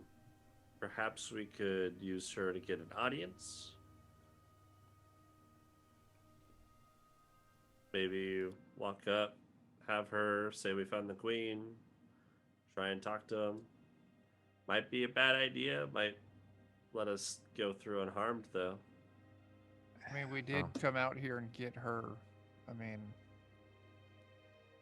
She's been right here the whole time. Yeah. Same token. And to drag her in front of him, who knows how that'll go. I mean, we've chosen to come deal with that, but I don't know that I feel fair to ask her to be put in the middle of a situation like that. Sure. It's not that it's a bad idea by any means. I I wouldn't. feel like she wouldn't be in a whole lot of danger since, she's who he's looking for. I feel like all we have to do is fall under the same spell as everyone, and there is no one that knows what we know that could get her back out again. That would be my concern. That's true as well. As we have seen, and she's kind of mad at you for what you were doing to Caius, and kind of be like, as we have seen, we are not immune from the effects of this place. Are we not, Bensly? I'm not sure what you mean by that, but I've seen other people around here losing their mind quite a bit.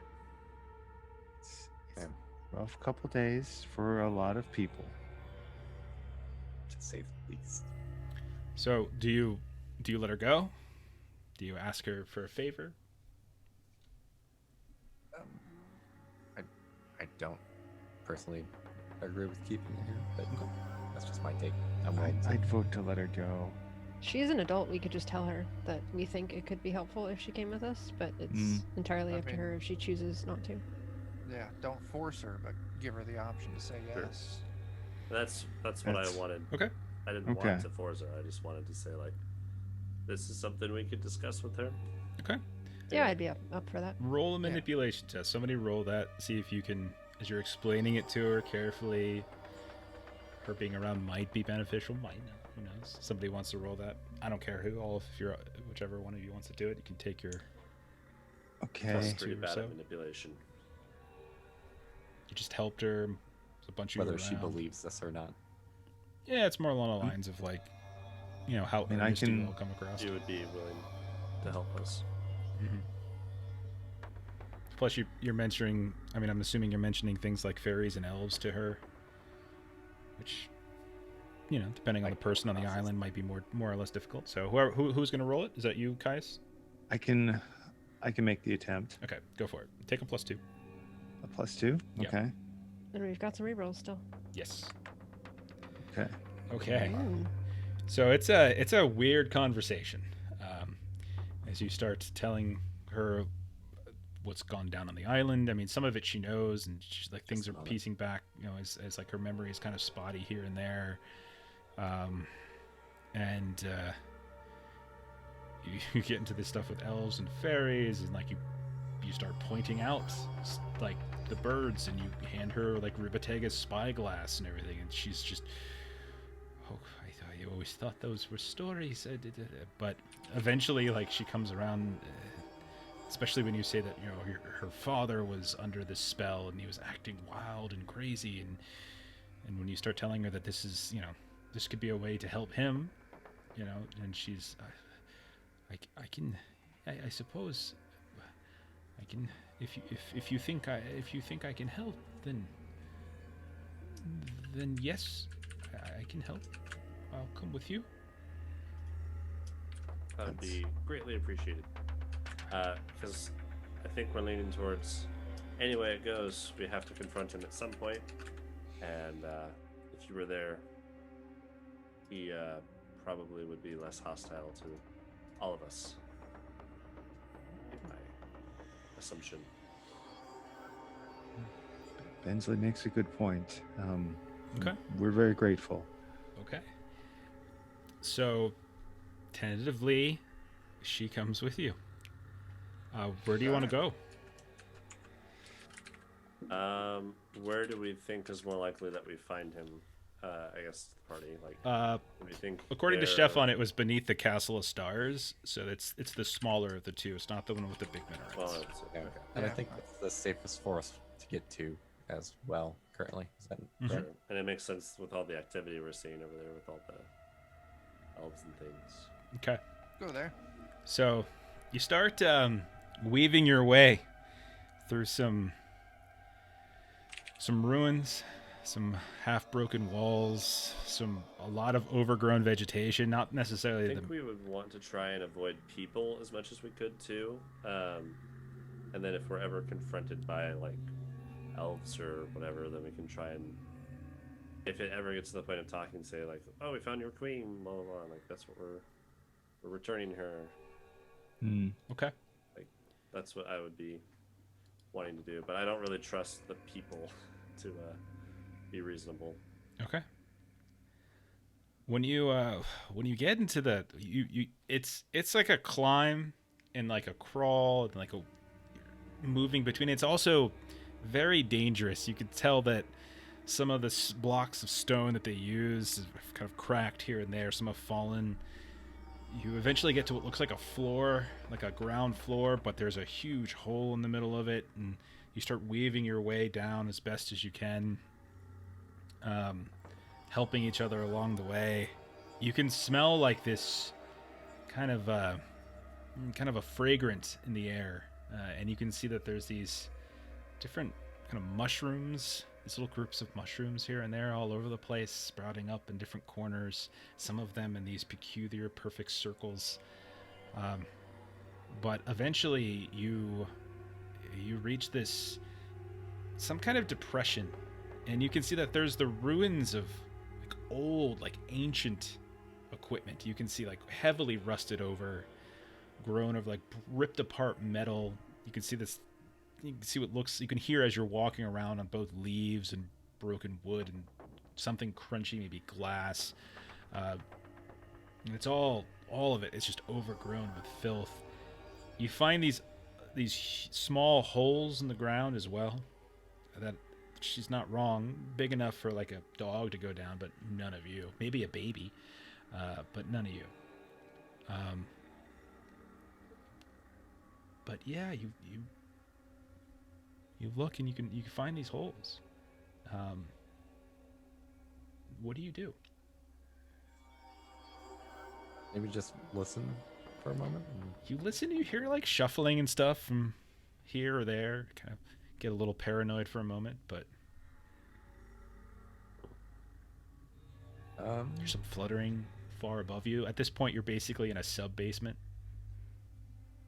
Do we want to try and send a dog out? Or do we just want to make some noise and see if something comes to us?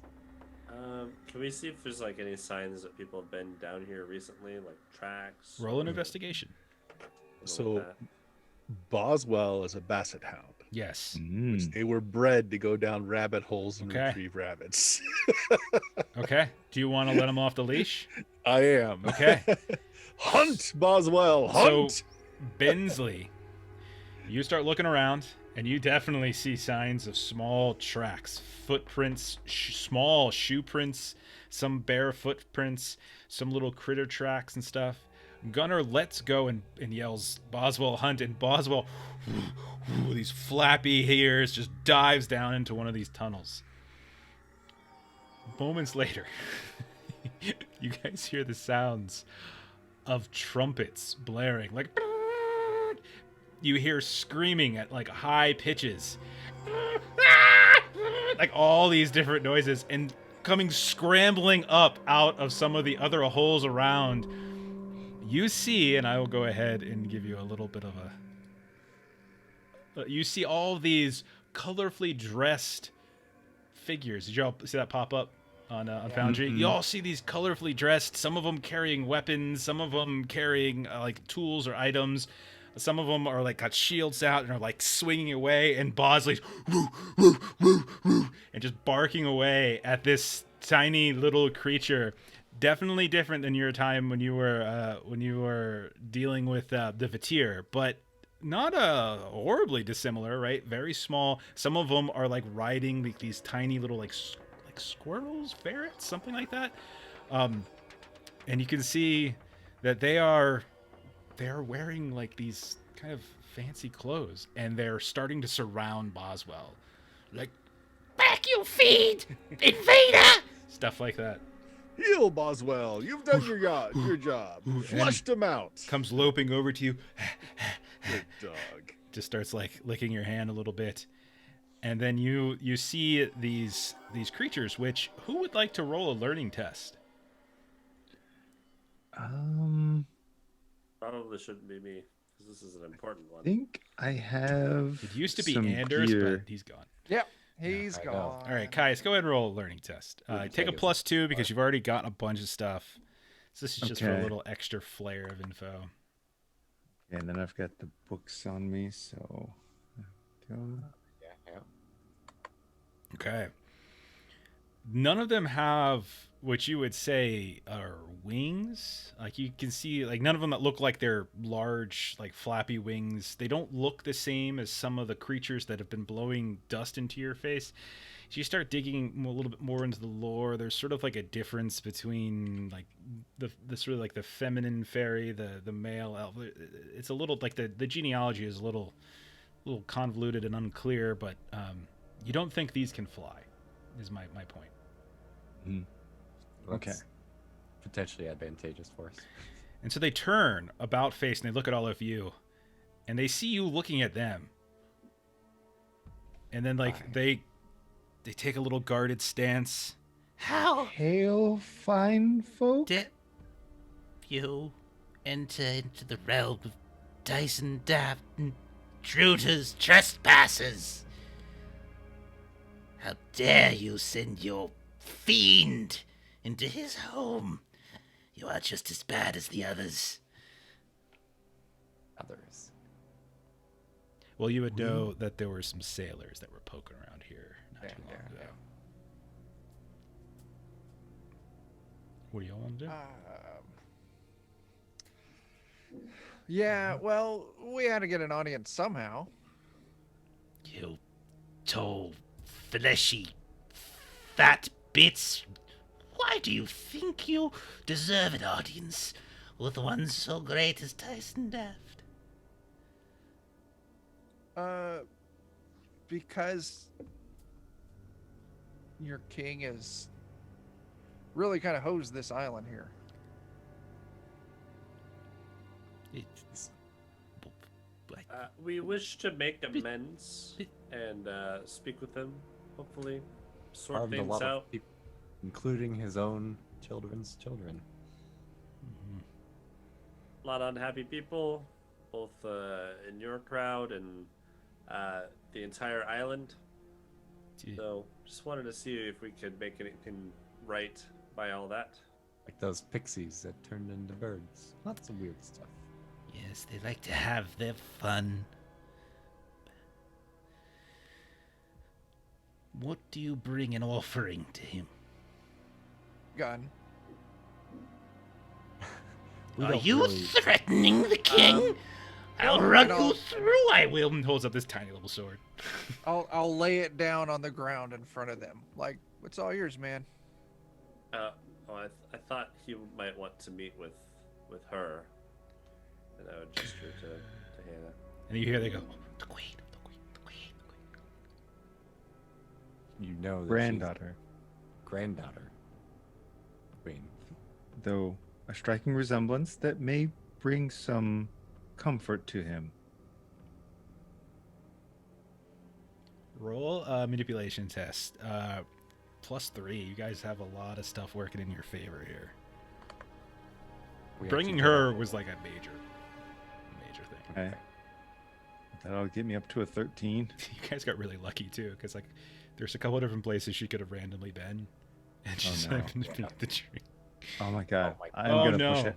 Actually, we've got some rerolls, We don't do. we? You could do it. You get We a free do. push if you want. Go Yeah. ahead. I think I'll do that. Yeah, Absolutely. fair enough. Do you want to push it first and then decide to reroll it? I'd rather re-roll it and not take the stress potentially, Mhm. because I got no successes. Don't forget, And- whenever you push, you have to take a condition. So Yeah. Right, Reroll exactly. So first. I'd rather just re-roll and Yeah. not take the condition if we've got re-rolls. There you go. so you It's see enough them. to- something has to happen. Yeah, you see them turn around. They kind of whisper a bit. But they have the queen. They don't, she's not the real queen. Yes, but he's been so melancholy. They're not wrong. These humans are going to ruin the whole island to get into them. Yes, but the fairies don't listen anymore. They won't listen to us. They won't listen to the king. Yes, but the king will. And they just and finally like, So be it. We will bring you, but you will all need to consent to certain magics. Do you? Sure. I believe we have much choice. So and so they It's just only proper for one of his standing. they start like moving over, and they're just like, This will not hurt, and I I promise it will am not affect you. resilient to most magics. So will we Yeah. that's return? not a just problem. laugh at you. Will we return to normal from this magic? That is up for Tyson Deaf to decide. He is king after all. And they start blowing just like dust on you, and one by one, you're all like, you just shrink down to their size. I'm like half my size. Yeah, so you're all like really tiny, just a couple, maybe like Only a little 2 smaller, feet tall, guys. something like that, pretty small. Do they do the dogs as well? The dogs, yeah, I guess they probably would because now the dogs are like size of gerbils, so stuff like that. But then they lead you in this procession into the tunnels themselves, and you and it's for the most part it's just like dirt for the longest time, but eventually you start seeing like there's the signs of like this underground like vegetation, some sort of growth of things, like these little roots with sprouts of little small flowers and bits of like mushroom and everything, and They turn at one point. They say, "We will announce your presence." And moments later, they come back and they say, "He will see you. But if you do anything to threaten him, we will run each and every one of you through." Is that understood? It is not at all what we are here for. So, understood. So they lead you in, and you are in a fairly, grandiose hall with these tiny, like tiny to you. They look normal size, but like there's like columns and like there's all sorts of this different, kind of different vines and things that are sprouting different colorful blooms. There's almost like polished stone in some way, like they dusted it off or like grinded it down a bit, and you can see at the far end, there is this kind of miserly old elf sitting on top of some kind of chair made of stone, like carved stone, like a throne. I'll give you a little. Oh no, I'm sorry, I don't have a picture of them. You see a handful of other creatures that have kind of created this long hallway for you to, or this procession for you to walk down, and you're terribly outnumbered down here. And you also see off to your right, hanging from what almost looks like a drying rack for fishers, you can see a couple people and what looks like the ship gnome. Hopefully he's not dead. Hung out. Kind of I just shot you a little picture. It definitely bears a striking resemblance to the one you know as Bicker, but a little bit grayer. Probably been through a little bit more stress than. Are they all alive? From what you can tell, but they definitely look like they've been hurt. They don't look to be in particularly great condition. But when you... Do any of them resemble Leo from what he told us?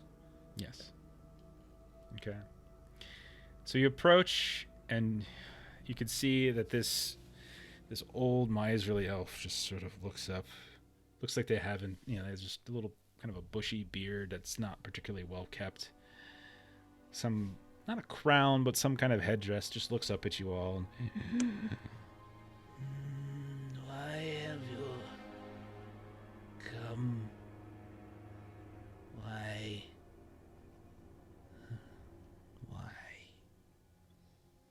Just sort of puts their head down a bit. We seek peace and hope for restoration for those that live on this island. And under it? And yes. What is the point of restoring when she's gone? But is she? To some degree, but her lineage lives on. She, from all that has been written and said, was of a strong soul. And you can see before you how obvious and true that is. Her spirit can live on. Look at your granddaughter. Look at the face of your beautiful wife. She lives on. And she can continue to live on. But not with the islands like this. Yeah, he kind of with looks the up. island like this, the family seeks to leave. He looks up and he sees Hannah. Who would it be? His granddaughter? Would be more like a grandniece or something like that. But that's fine. Okay. But he looks up and he sees her, and he just, Rebecca, I knew you lived. Oh. I quickly whispered to her, "Oh yeah, he thinks you're Rebecca." Oh, it's been so long since I've seen your face. and he's like trying to get up, and like a couple of these small little elf like attendants come over and kind of help him up out of his chair. And he just moves over, kind of limping the whole way. I told them I saw you, but they didn't listen. They said, no, it couldn't be. But I said, yes, that was her. You were by the beautiful tree. Oh, I said it was her. Oh, and they said, no, it couldn't be.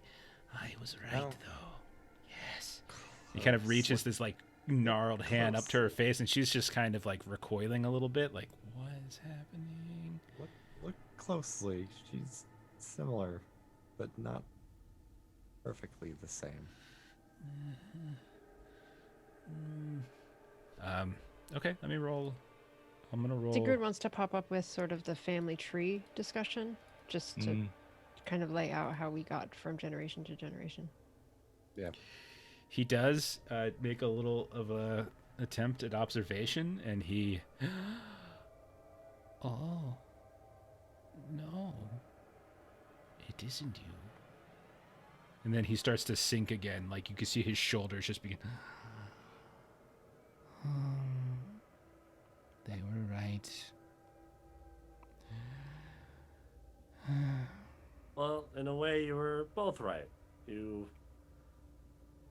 It's not her as you originally believed, but it's still her blood, still her, the family that you've passed down, and there's still quite a bit of value in that, with her being here and you being able to live side by side with them.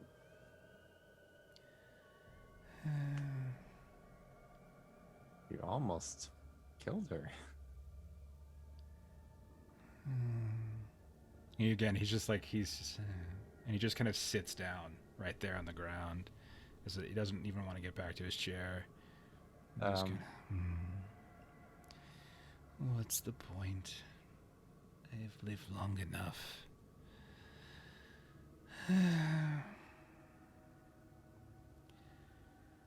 You can take them. Do what you want with them. He just kind of waves to one of his attendants. Maybe wait just long enough to let that happen. Well, we really need to try and get. Is there like a clear, like, second in command kind of guy? Yeah. There's definitely the one who led you in. Okay. I would like to try and whisper to him, like, yeah, we're really trying here, dude. Is there anything that you know of? Like, we want you guys to be happy. We want to be happy. We don't want the people to be terrorized. We don't want them to be bothering you. Like, The king we're has trying to solve lost everything here. all interest in containing the will of the rest of his kingdom. He is too broken-hearted. For years, decades, even, he managed to keep the fairies at bay. They want so desperately to play and tinker and things, but he hasn't a will anymore, and they take advantage of him now. He's just an old man who's lost things. It's truly spending time with this lineage so disinteresting. Would you have let them do this to Rebecca? And he kind of like looks up at that. Would you have allowed this for her? Oh, I said I would protect the island. When she died, I would keep them in check.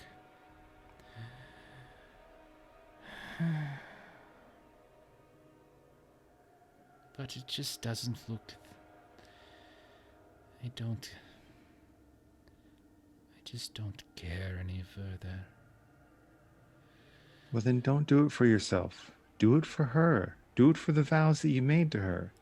Those vows led to the fire that kept the flame going down through the lines. You can see her face. That's the reason. It's not for you. It's for your vow to Rebecca. Roll a manipulation test. This is a fairly good argument. This is. Yeah. Take a +2. This is a pretty good argument, actually.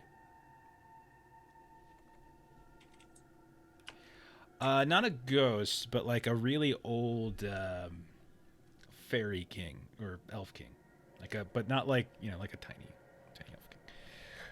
Whew, 3 successes. I was looking for 2. You got 3. Wow.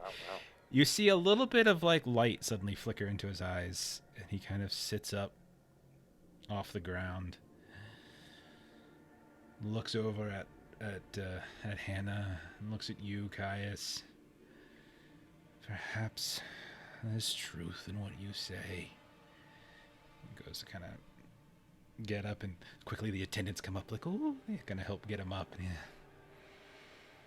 And he looks at Hannah and he looks at Caius and he's like, perhaps something of her does live on. He turns to some of his lieutenants. Go fetch them. Tell them their fun is over.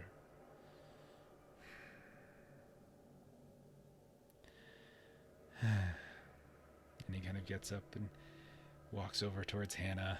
And he says, do you know about Rebecca? And she's like, stories, myths. Come. And he kind of like hooks a wrinkly old arm underneath hers and it's like, come, I'll tell you of her.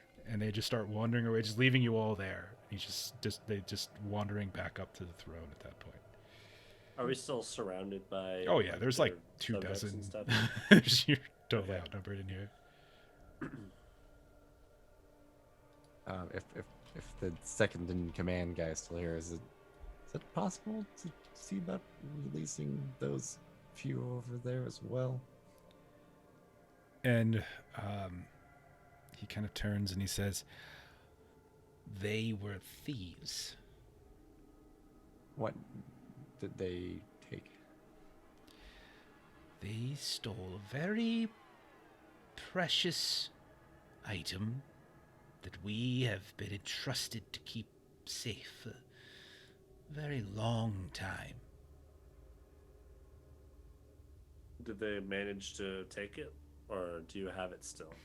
Yeah, like this like grin comes on his face, and he kind of gestures over in the direction, like not by the throne, but kind of off to the side, and you can see that there's this kind of table pedestal coming up off the ground, and sitting on top of it is this like glorious, like beautiful diamond that is like the size of like the head of a dog. It's like it's got to be at least 5-6 inches in diameter. It's huge. Would there be a means through which they could earn forgiveness? Perhaps they never return here.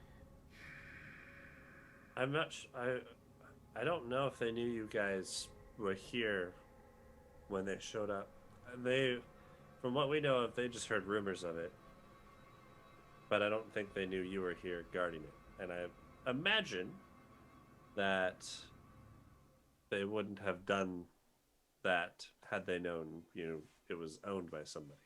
And Sigrid They will pop up heard- an ad that, adding to the rumor by releasing them, they could also add to the rumor that But it's not here. attempting either that it's not here or the danger that will ensue, because the current rumor just seems to be it's sitting around for anyone to find. So we could actually, releasing them could actually help amend the rumor and keep folks away from here. Sigrid Or or you can even say Bensly. that they got it, and that it's not here anymore. Sigrid or Bensly can roll a manipulation, and then the other can take the assist. You started it. I don't have very much. Okay. Good. Then Uh, I'll take the yeah. assist then. I I've don't got know, like 4. I've got 6. Okay. Okay. +1? Yeah, +1's fine. 2. Nice. Okay. Ooh. Oh, and we Jordan gave got, gave an extra 6 too, so that'll be 3 successes. Nice. Ooh. Sweet. Okay. There's kind of a moment where the guard kind of thinks on it and takes 2 steps towards the king, and the king, who's still walking away, leans over. They're free to go. What the woman says has value. If they ever return, however, we will not be so kind. And just kind of, And then, when I first met her, it was right beneath that beautiful tree not that far away. and then like the two of them kind of disappear down a different tunnel. You watch as the guard, some of the others go over and start cutting down like these tiny little people that are like the same shape as you. You hear like this gnome just like, It's about time. It's just absolutely unacceptable. Da, da, da, da. just making all sorts of a stink. But eventually, like, they're kind of dragged over to you, and they look at you like, huh. And then one of them, this tan man in his like kind of 20s, and he's like, I know these people. I know these people. Oh, you came for us. Thank you. thank you. And you recognize him as Leo. Leo. Yeah. It's good to see you, Leo. That answers my question. It actually is their consciousness being swapped. It's not like a copy of it. So that's cool. So the guard looks at you all and says, I think it's time that you take what you've gotten, and he points to the sailors and the gnome, and leave this place. Might I ask one question? Will Hannah be allowed to return to her normal size with her family as well? Not that she can't, come back and forth. She Perhaps, is not a but prisoner here. She has done nothing wrong. just out of concern. You're not cruel for the sake of being cruel. Not all of us, anyway. Some. Okay, maybe half. How long will the effects take to wear off from the inhabitants of this island? By sundown, most should be fine. By sunup, the enchantments will fade. Delightful, except for the people that we killed. Go. Yep. Yep. So Doing that now. Right on our way. y'all Thank Doing you that now. much. You have a lovely kingdom. Thank you. Okay, so one by one, you all like make your way back out of the tunnels, climb back up. You're walking around as these tiny little people for like a good half an hour more, then finally you slowly start to gain shape.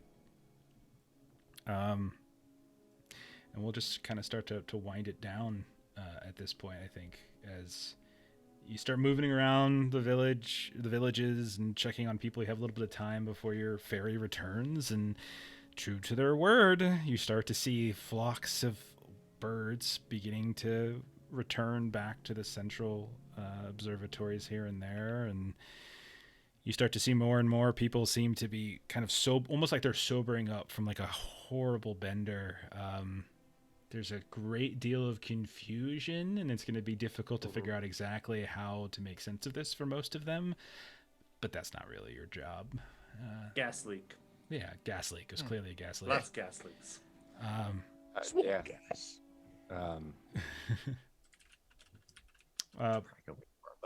But eventually, Definitely want to let Elmer know Okay. that his daughter's found and safe. you find him. He thanks you. He's a little nervous when you tell him that she's, but he's starting to get his wits back and everything. It's better than her being found randomly without, now that they've talked. Mm-hmm. It's probably better than her just being snatched up by accident. And maybe that the two of them have both lost something, then maybe they could find some solace in each other. That's what I was hoping. So he thanks you. You get back through Kirkbacken. You look over to the church and you can see an old man sitting on a stoop. He's got his gun out, still looking around, seeing if anyone gets close. No one does. No one goes to church anymore. Did they take that rifle I set down? No, you can pick it up. You can Oh, pick it back up. definitely. Oh, take of course. it back. They didn't shrink the rifle, so the rifle was kind of gigantic, so it would have been weird. But like, you eventually, you go back and get it. Sure, no problem. But the ferry guy does come back. You get a whole day. You're kind of feeling a little better, and you get back on the ferry and you make your way back to the mainland. And as you're leaving, like, there's people who are telling all sorts of strange stories, like crazy stories. And then some people are like wondering, how did I break my arm? Why do I have a bullet hole here? And Don't forget to grab a piece of that shutter. yeah, Yeah. in Rubatega, you yank the shutter on your way out. You have that ready to I don't go. even ask. I'm taking it. You just take it, no problem. You I get some need of this. you get some of Anna's delicious buns on your way out, and you make your way back to the mainland. Eventually, back to Castle Gillenkreutz, where you all get a very well-deserved couple of days off before the bell rings. And standing on the front doorstep is Hildegard Falk, your old troll friend, who urgently says that she has come to call in the favor that you owe her. A very serious issue has come to her attention. Pack your things. We're going on a very long journey. And that's where we're going to end. We're calling it season 1 of Vaesen, because I think we all want to come back to Vaesen, but we're going to take a little break. We've been playing Vaesen pretty nonstop for about 6 months now. So I think that's where we're going to end. It's definitely the end of the mystery match made in Hven, and that'll be the end to our first season. We will be back though. We will be back in 2 weeks. We're still staying on the Free League Publishing channel, so you're going to see us in 2 weeks. Except we're going to be playing a different Free League game. We're going to be playing Things from the Flood. So we're going to be doing a little sandboxy mystery landscape for a couple sessions, and then give you a chance to recharge on some Vaesen stuff, and then we'll cycle back at some point later this year and play more of this, because I think everyone seems to like it. So, but yeah, so come back in 2 weeks, 9 p.m. Central, and you can watch more of us. Same people, same crew, but we're going to be making like gothy and angsty teens, totally different. But it'll be fun. So let's do a last round of plugs, and then I'm going to let these poor people leave because we went longer than I planned. So I know not everybody plugs stuff, so I'm just going to go right to the heart of the matter. So, Bert, where can they find your stuff? You're muted, Bert. I am muted. Check us out at twitch.tv/Steam Steel and Murder. We're doing first edition Dungeons and Dragons tomorrow night. Friday, we're doing a little BX Dungeons and Dragons. And then Sunday is going to be a one shot of some fun game. We did Inspectors last week, which was a lot of fun. And eventually we're getting back to Shadowrun, right? The week after, we're going to get back to Shadowrun? Week after. Perfect. Shadowrun. Perfect. Chuck. Oh, snap. Defenders of Cobalt, that's where you can find me. Wednesday night, Jeremy's running us through some spectaculars at 10 p.m. Central. This Friday, we're going to be doing some Mutant Year Zero from Free League. That's still over on Defenders of Cobalt. And then this coming Saturday, we're going to be rocking out on the Goodman Games official channel as I run, I think Bert and Jeremy, you two are there. Mm-hmm. We're going to be playing the final Scrag Creep by Stephen Newton. Yeah. It's going to be fun. And we got a Kickstarter. So I dropped the link. Yeah, it's dropped the you link. You already got it. Yeah. Yeah, it's in It's there. going on now. Go back it. Inflate our ego. Yes. Please. Yes. There's plenty of, we need it bigger and bigger and bigger. All of us. Yeah. Because most of us here are working on it in some capacity. So yeah. Yes, we are. Let's see. Jeremy. I'm still alive. There you go. Also, I'll be doing a comic podcast called the Plewcast, PLEWD. And then outside of that, just watch all these other amazing people and the stuff they do. Let me see if I can get Jeremy's in here. Let's see. That should be Jeremy's link to his podcast. Dan or Joe, anything extra that you got to add? That you want to add? Not too different from what Chuck's already said for us. So Okay. Right we're on. all doing the same stuff. Sure.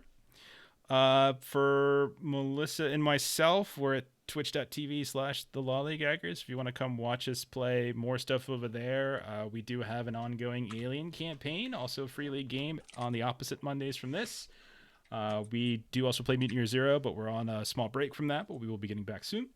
You can catch me tomorrow over on Garblag Games playing in a Call of Cthulhu game That's at I think it's like, what is it, 3:30 Central. So it's like it's UK time. So I'm not sure what it is. I'm not sure what it is GMT, but I know it's 3:30 Central time. But yeah, come check that out. We're only a couple sessions in. That's a lot of fun, and yeah. So, but that's it for Vaesen for now. We'll be back in 2 weeks with Things from the Flood. Thank you to everybody who hung out. Thank you for the raids. Thank you for the bits. And go watch all these wonderful people on their various places. Catch Bert tomorrow night. Catch a bunch of us on Wednesday playing superhero game, and then catch everybody doing wonderful things. And so that's it. Thank you, everybody. All right. Good night, folks. Thanks, everybody. Goodbye.